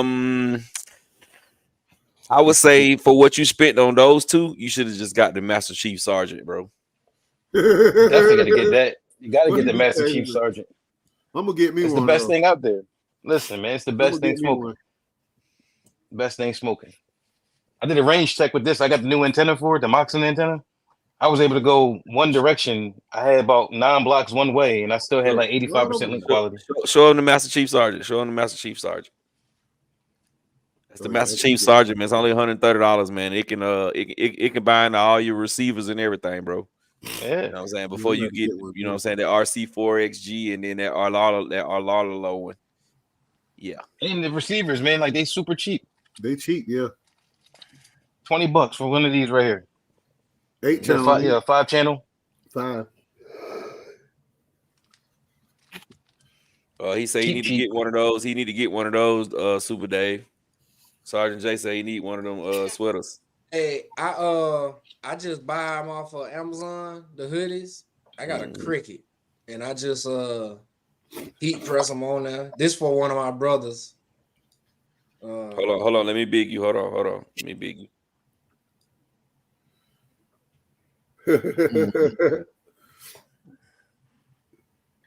Nice. Yeah, it's got the Team Low Cell on it. Yeah, that's tight. Somebody just popped backstage. Who just popped the backstage? Nobody. All right, let me show y'all something, man. Let me show y'all something what I got. I just got to stop being lazy. I'll probably go get them tomorrow. Hold on. Let me show y'all something. Let me show y'all some G stuff. Hey, J Mitch, send me what you want. You want a hoodie? What color? Yo, I'm gonna need two. I'm gonna need a green one and a black one. You got to see what you talking about with the green letters in it. Yeah, if it's like a green that'll match my bike. Oh, okay. Yeah. We'll chop it up. All right. Put something together and send it up there to you. That'd be what's up, man. I definitely appreciate that. Ain't gonna cost you much. Yeah. 200 to Gap cash. 200. Okay. All right. Yeah. Gap really is a leads the Gap. Where do y'all see this one though? Hold on. Where do y'all see this one right here? I just got all I got. Are you putting the DB? Are you gonna put the DBXLE on there, Gap? Put it up. What you think? Y'all see it? What are those, shoes or socks? They look like slippers. That's a full sweatsuit for the promo though. Oh shit. Georgia Bulldog, bottom and top. Hold on. Then I got the blue Nike one coming too. Tech fleece guy. I just gotta stop being lazy and go pick them up. They're way on the other side of town. Yo, that's tight. It's appreciate it, bro. Appreciate it. So let me see here. With that being said, let's go ahead and show these. I'm gonna go ahead and show the cars that the pictures I already got. I'm still live. Man, I'm still shared or not. Yeah. You still I mean, you don't have nothing on the screen. I bet. Yeah, that's what I was saying. All right, I wanna pull it up first and then I'll show it. All right, this is Dusty Mojave right here. Hold on. Present screen, Facebook. All right, there you go. Dusty got the Mojave EXB with the SRT Street Crushers on there. Yeah. And he got the Felony right here with the Power Hobby wheels with the weed body. Oh, nice. I ain't mad at it. I like that green. That green, combo. I love that color. Green is tough. Oh, his Big Rock. Big Rock. Let me pull up the other one. My brother E-Dub, I think he gone now. He left. But he got E-Dub. E-Dub got the Outcast 8S right there looking good. The painted whatchamajig on it. Hold on. Yeah, more. He got a Mega too. Mega with the brushless on it. Nice. Little lightweight, little something to take out the trunk. You know what I mean? Mm-hmm. Do some parking lot bashing. On a lunch break bash, yup.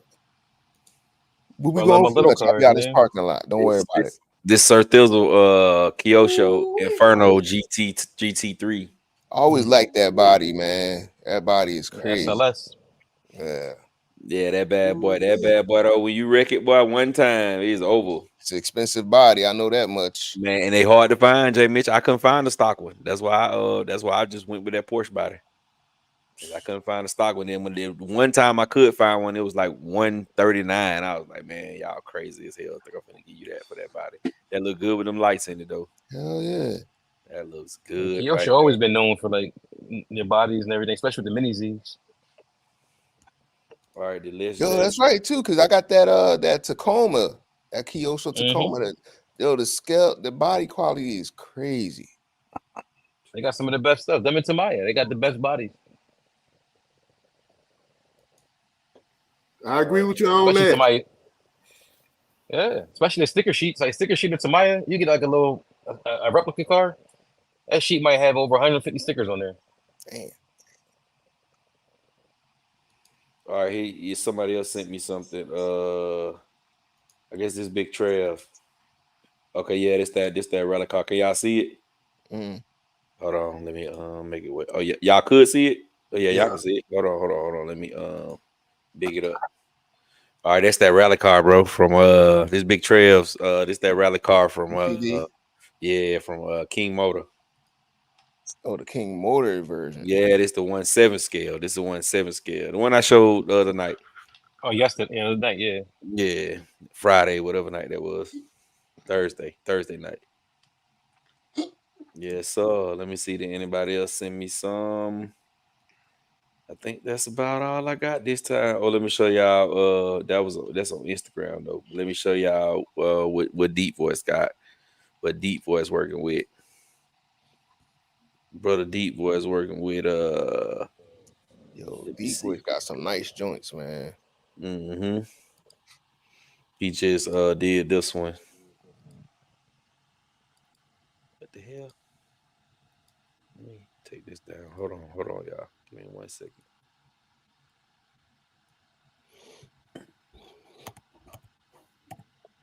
Hey, Sergeant J, I got camo too. I'm a fan of it. Yeah, he a 1, 2, 3, 4. I love Marine Corps. Yeah. Up in the morning for the rising sun. Hey, he got one of them. I'm gonna show you this servo. He got one of them too. They was like $200 and some. It's the big black one. That's on NDSRC and NSDRC. Yeah, it's on some Amazon. good stuff. Yeah, it's on Amazon. Let me show you how fast. You got to put a 3S lipo on it. I'm gonna show you how fast this bad boy turning. Watch this. Y'all can see that. Y'all can see it. Batter came in. Look at this. Yeah. Watch it. That's 5th scale, bro. Dang it. That boy turning like I had that big bad move. view. Yeah, look at it. That's That bad boy moving, boy. Turn on a dime. Man, bro, I'm talking about for real. Let me show you what the car look like. I got one of these servos in my little mini buggy. All right, this the servo right here. Mm. The AGFRC. AGFRC. You see at the bottom it say 3S lipo. Hey, that's the company that make the super pumps for the lowrider, Gap. Oh, for sure. Yeah. Okay. They the one make the super pump for the lowrider. Okay. Yeah, them bad boys pulling. What the hell is the car? No, he had sent me a photo of the car. I think. Hey, Gap. Yo. Did you see that? You see Brian video of that DBSLE he just finished up? Nah, I didn't see it. It's in your chat. Look in your chat. It's in the Misfit chat. I was gonna tell you put that on there. That bug is hard. Okay, I don't know if I'm gonna be able to share that, but I can try it. Let me see if I can figure out how to share it. A lot of times it only let me share what's actually online. You put it in the Misfit chat? Yeah. All right, let me go down to the bottom for the Misfit chat. On my phone at. I'm gonna send it over there to Teddy and J Mitch them in red so they can see it. Where my phone at? All right, here go the video. Let me see if I can. I don't know. Nah, I don't think I'm gonna be able to share that, Dave.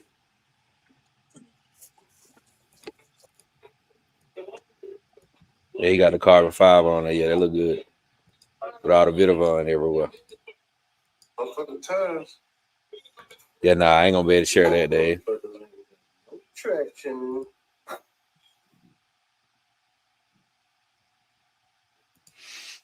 Yeah, man, but that's where we at, man. That's where we at, my brothers. That's where we at. For anybody who want to get your for everybody who just coming in late, man, wipe your feet before you come into my house. Smash the thumbs up button. It is absolutely positively free. And we do a show. We do a few minute segment on all the shows, man, and show everybody else cars, the people in the chat cars. So if anybody want to get your cars on the show, just send them to me via Facebook, and I can pull them up and get your cars on the screen. So if anybody looking forward to that one, then that's where it'll be. Let me see if I can find this car. There go a machete. Somebody posted a machete. A machete shit. Machete. Yeah, I still got to get one of those, bro. It's on the hit list. I need one of them talents too, Gap. You need to find me one for $80. Hey,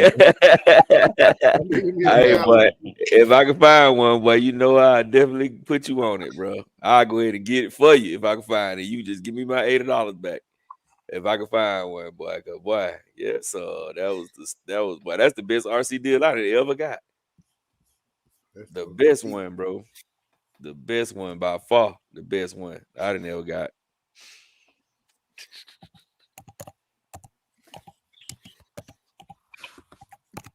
Yeah, I ain't never got one that sweet. That's one of them J Mitch deals. Oh, that's a Gap deal. I ain't never get an $80 Italian. Crazy. All right, here go with Deep Voice guy right here, bro. All right, y'all can see that. Mm-hmm. That's the new Kraken Vessel 12S. He got those J Concepts wheels on it. That thing tough. Yeah, I was commenting on his joints. I'm like, yo, that thing is crazy. Mm-hmm. He said he got his servo in. He got his servo in today. Then he lit the garage up and it was raining. He couldn't even run it. I said, buddy. It always happens, right? Mm-hmm. And it's crazy because a couple days before he got the car. I mean, he got the car, whatever. He put the batteries in it. He went to run it, and the servo was shot right out of the box. The servo was shot. A $2,700, $2,000 and something car. Servo shot right out of the box. So he had to wait till the other servo got there. He got the servo, got it in, and opened the garage. It was raining. Yo, I wonder that always happened to me. Do they come with the mechanical brake set up on the 12S one when you get an RTR? I don't think so, because he sent me plenty of pictures of it, and I don't remember seeing the mechanical brake in there. I don't remember seeing the mechanical. All that money, I want my mechanical brake. I might be the one who want it, but I want that, John. All right, Justin Jacoby, he said, let's have a great night, man. Everybody enjoy your tomorrow MLK Day. Yeah, y'all enjoy it, bro. I'll be at work.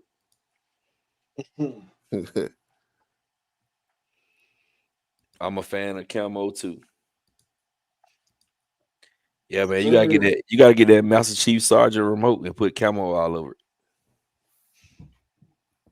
Oh yeah, with the Master Chief Sergeant remote. They said it's a military grade remote. But the Master Chief is part of the Navy. That's not part of what I was part of. What about Sergeant? A sergeant is, yeah. All right, then. So it's a Master Chief Sergeant. So that includes you too. It's a Master Chief Sergeant Inspector.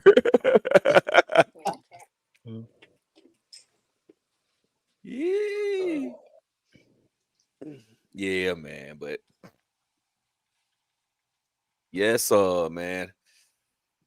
I'm looking forward to getting me something, man. I gotta get me something. I'm tired of looking at this same old stuff. I gotta get me something new. What's on everybody's table right now, though? So I still need something else. What you said, Teddy? Now I said, what's on everybody's table for as repairs or upgrades or whatever have you? All my stuff running. Everything I'm running. You want redoing to take to another level? Nah, I just took my well, I just put those new things on my XRT the other night while we was live. But it's already 12S, so there ain't really much more I can do with it. I am gonna tinker with the Creighton. I'm trying to figure out what system I'm gonna put in the 6S Creighton. I'm trying to figure out what I want to do. Do I want to go overkill, or do I just want to do something that's something that's nice? But I mean, it ain't, that's not nothing that I have to do. It's more that something I just want to do. Put a 4070 in there.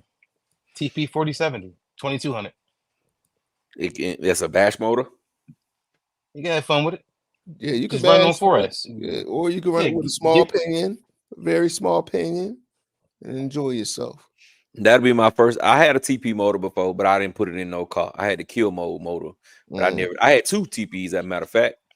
But I never put them in no cars, man, because what I'm saying, I ain't really know much about it. I ended up just selling them.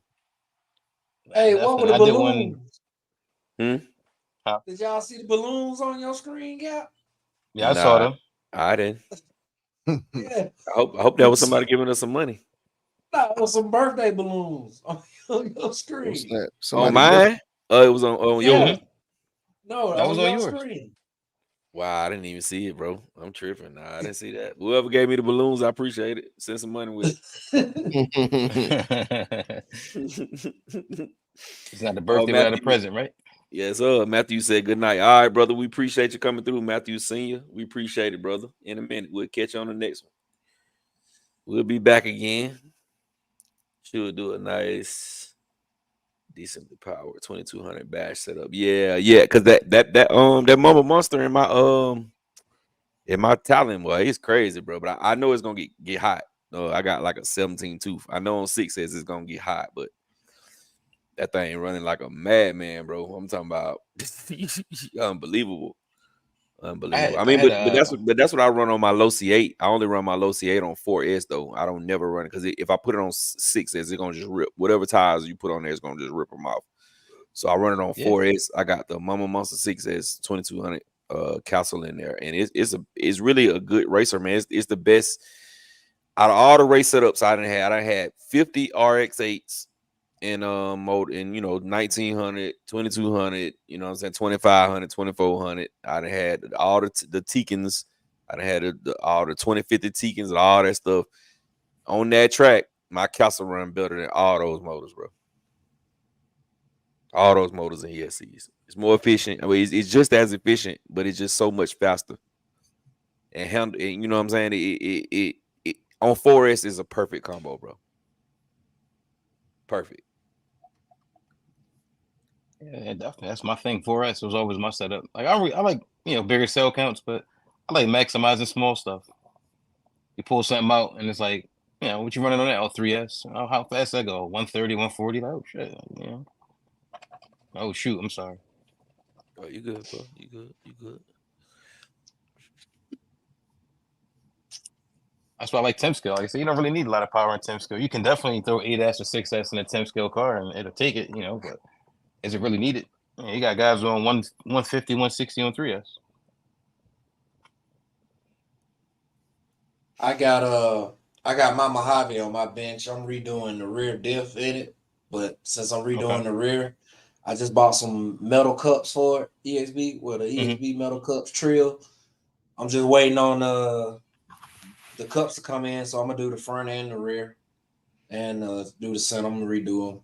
On what car day? So my Mojave. Mojave, okay. Yeah.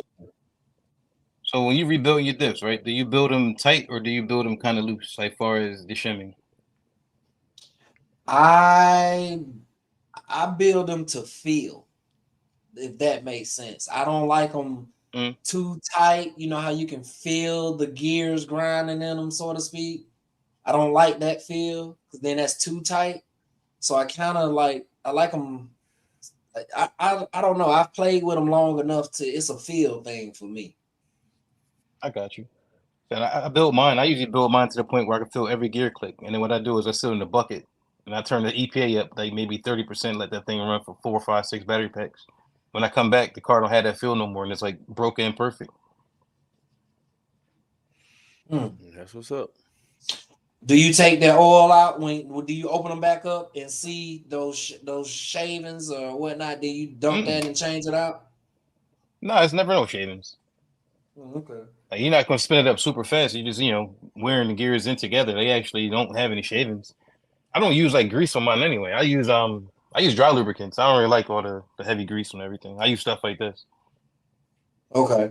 But does that stuff be thick enough to lock the diffs, or what would that be similar to? What size dip fluid would that be similar to? No, I'm talking about on the outside of the gears, like far as the ring and pinion. Oh, okay. Yeah, I don't usually use like any type of lithium greases or any like red and tacky or that like that, unless I'm going in the water. I try to keep everything super free because you get a little grease on there, it creates some resistance. Not a lot, but it definitely does create some. But the dry lubricants, they just kind of stay where they're at, and it still gives you lubrication that you need. Okay.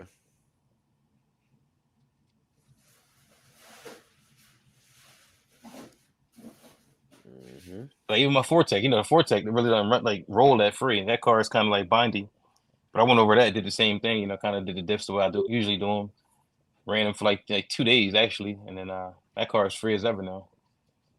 You come off the throttle of the car and drop speed, just kind of carry the same speed for a long while. So what's your preferred diff fluid in the center? I'm spooling it all the way up.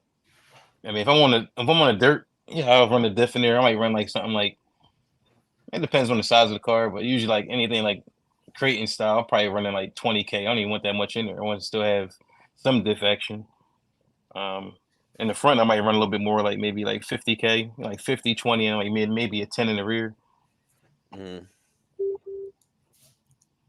But other than that, if it's not on the dirt, spool.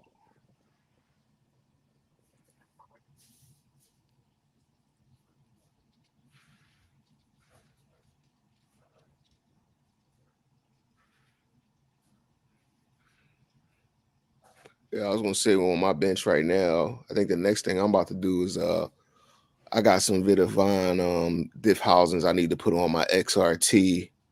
And then I gotta hype myself up to start messing with that Raminator suspension. I gotta put the new shocks on there. I'm do the dual shocks all the way around.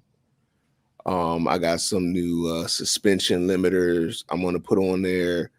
And doing the shocks all over again, I gotta do all new fluids. I think I'm gonna go like 50 all the way around on all four of the corners, and I gotta install that the Vidavine 6mm sway bars on there. Okay. And then hopefully that'll be it, man. Hopefully that'll get the car to handle the way I want it to handle. It's just such a big car. It's probably handles more realistic than any other car, so it's probably me who needs to change and not the car. You know what I mean? I had dreams of bashing it like a Creighton 6S, but oh Lord, it can, it's not working out that way for me. So I got to change my strategy. Yeah. Did you see James? Did you see David Dumas post the other day? No. What did he say? He had he got a new motor mount ESC plate and all that stuff from JCR. Johnny Crash Racing. Yeah, they got a new setup. It ain't like the old one. It's a new motor mount setup, and he says it's like 5 something. Okay. He had it on one of those Gravedigger Raminators. So I hit him up, and he was like, "They out of stock, but as soon as they come in stock, he gonna let me know." So what does it do? Does it change the position of the motor? Like, does it put it lower in the chassis? I think it put it up. I think it put it up. It looks more like to me. It kind of looks like they trying to do away with that big old thing that go on the front of it, the big silver like thing. Let me see if I can find it. Exo Cage had something like that too. Remember, he had the one set up like a rock crawler. His motor was facing front to rear instead of going left to right. Yeah, that's a whole nother build he got going on. It's a quarter scale rock bouncer what he got going on. Yeah. But it used the Raminator parts, but it's a kit you could buy. I was looking at that. But I don't want a rock bouncer, man. I want a monster truck. No, I'm saying as far as the motor mounting setup, because now you can get rid of the, the batteries and everything being so high because you got so much more space because the motor's so much lower now. Yeah, that's the problem. It's so low. It's so everything's so high. Like it's crazy. Yeah, I don't. If you get the batteries at the bottom, that probably will work out. I was like, if you could put the batteries up front, I think if you could put the batteries up front, that'll change the game to keep that nose down. But it's so much torque in that linear, man. Like Ted, you drove it like that thing. It don't take much for that thing to really, not mine's anyway. Not at all. Jay Mitch, that truck a monster. Every time I watch that video, I laugh, bro. It's a monster, bro. And every time you run that truck, something break or something come loose. You know what I mean? The last time I ran it, it seemed like the servos, like my steering servos, the servo savers, whatever, like even if they Loctite, like they will come loose on you. You gotta always mess with that. I'm just learning little things about it. I may have ran that truck like 3 times total. It's just not the easiest truck to get out and run. You know, you gotta assemble it, you know, every time you want to run it pretty much because it's so big. You know, you need to have a garage. You need to have its own parking spot, really. You know, and some ramps to drive up into the back of the truck. Like that thing is crazy. Yeah, you be down in that basement too, boy. Ooh, mine would make it. Mine stay upstairs. I had to have my son help me a couple times because it's so wide, you know. And then I'm like, if he ain't home, then I really got to take the whole truck apart and take 2 or 3 trips. You know, take the wheels off of it. You know, take the body off of it. You know, and just make 2 or 3 trips. It's crazy, and it's messed up. You do all that work, you get out there, you run for like 10 minutes, and then it's like over. You run for 5 minutes. I ain't even gonna say 10. You run for like 5 minutes. You know, and it's I don't know. It might be a little bit more trouble than what it's worth. So after the suspension and stuff, you know, we'll see what happens. But I don't keep stuff for too long that I can't enjoy. So we'll see. Yeah. Yeah, can't enjoy it out there. It might be for sale, huh? Might be. I'll put it up for sale right now. Somebody got some money. It's gonna be a couple dollars. Be like $3,500 with the liner in it. Holler at me. I'll let it go right now. But I kind of don't want to let it go. I want to get it all out my system, right? I want to make sure I run it to the best of my abilities with everything I have before I really let it go. Man, I'm trying to find out where the hell this damn post at, bro. I don't see it no more. It wasn't on the sale. I know that's his group. The High Voltage RC is his group, but that's the High Voltage RC is his group. That's the buy sell trade window. That ain't the. I don't think that's where he posted it at. No, I definitely will hit him up and ask him about his kit though. Mm-hmm. Yeah, because he sent me the. Let me go back to my messages. Maybe I can find it like that.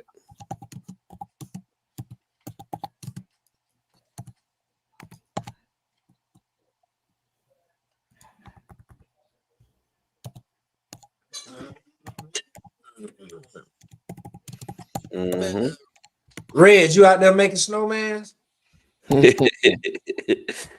Yeah, nah, he trying to. Yeah, he got to go. He got to shovel. He got to get out the top window and shovel in front of the door to open the door up to get out there to make a snowman.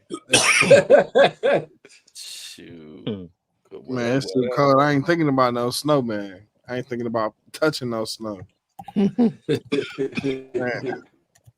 Hey, it was fun and exciting about 3 days ago when it first started. It was real fun until you in the type of weather. If you you get found on the side of the road if you ain't bundled up. Yeah, that's a tough one there, bro. Yeah. That is a tough one there, bro. Negative degrees. Like I might just. I ain't seen that in a long time here. I mean, we had a few times in life up here, but not that often.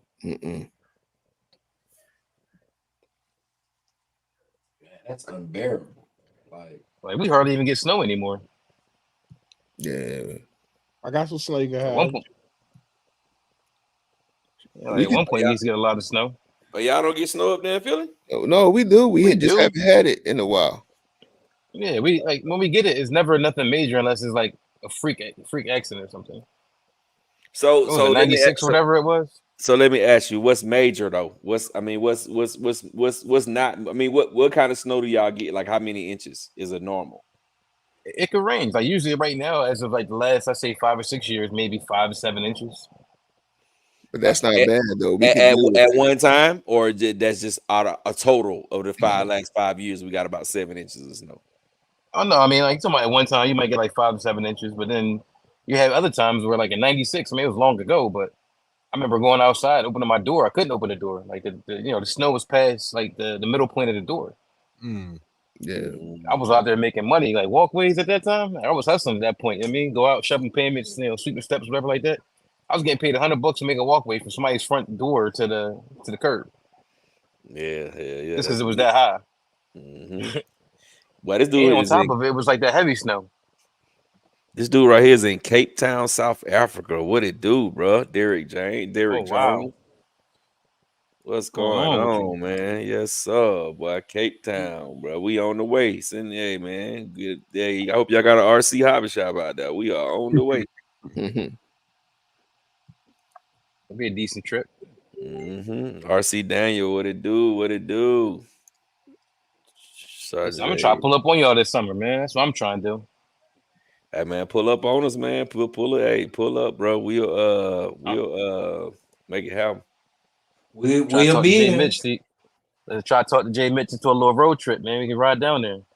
Hey, man. Yes, sir. Pull up, man. Pull up, bro. Pull up. Ain't nothing but a good 12, 13 hours. Ain't about nothing. Yeah, I'm old now, but we could get on the plane. Listen, man, I just want to have my will. I mean, I just want to have my will. I don't have to rent a car and all that. You right though. We can get down there in the F-150. The F-150 will drive down there. I'm saying we can leave at like 8, 9 o'clock at night, maybe 5 in the afternoon or something like that. Get down there in the morning time, still have a little bit of time to rest up. Yeah, jump out, have some fun for the weekend. Yes, sir. I make sure I put something together for every day that the weekend y'all to be here. Derek Jones, man, the topics are actually already over with. We started the show off with the topics, man. We talked about a few things, man. You probably will have to go back and watch it from the beginning. He said it's 7 a.m. there. He just got up. Good God about it. Yeah, he said he on vacation. Oh, he on vacation? Yeah, that's what's up. Well, we got a 3-hour stream you can go back and check out. Guys, I'm in Buffalo, New York. We got 3 inches yesterday morning and still coming down. Boy, 3 inches, boy, my whole city down for the rest of the year. Yo, we just been missing these, man. We've been missing these snowstorms. They've been so close. And what we got? Maybe like rain. Yeah, we get the rain or we don't get nothing. I'll take it. I would like for sure snow at some point though. I would. I'm over it. I'm over it. I mean, I enjoyed it when I was younger. Now it's like I don't want to shovel. This is Derek. This Derek who run with us, bro. That boy in Africa. That's what's up, Derek. I just thought about that, bro. That's Derek who run with us, bro. He got a 5T, 12S 5T. That's what's up, Derek.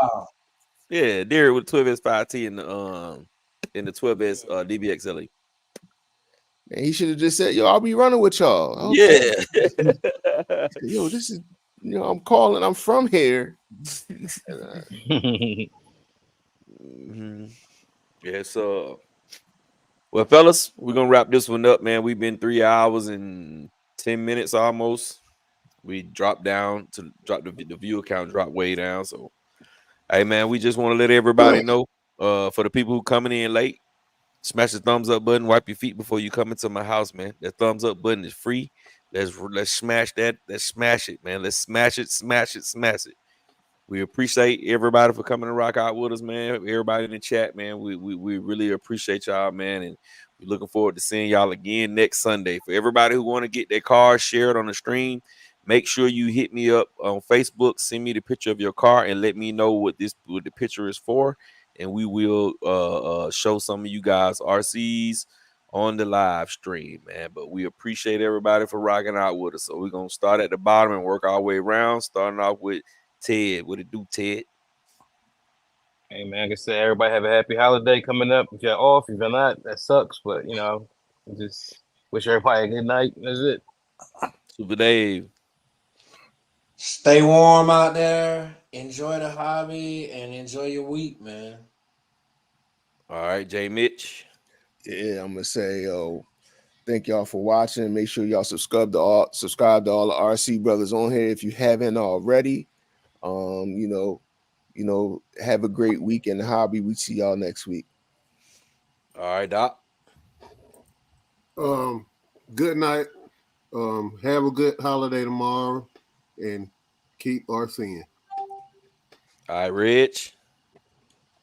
Thanks for tuning in. Good night, y'all. All right, man. We're gonna get with y'all on the next one next Sunday, between 9 and 9:10. Y'all come rock out with us. We'll have 3 or 4 new topics to talk about. We appreciate everybody, and y'all know how I sign out. We're gonna get with y'all, and man,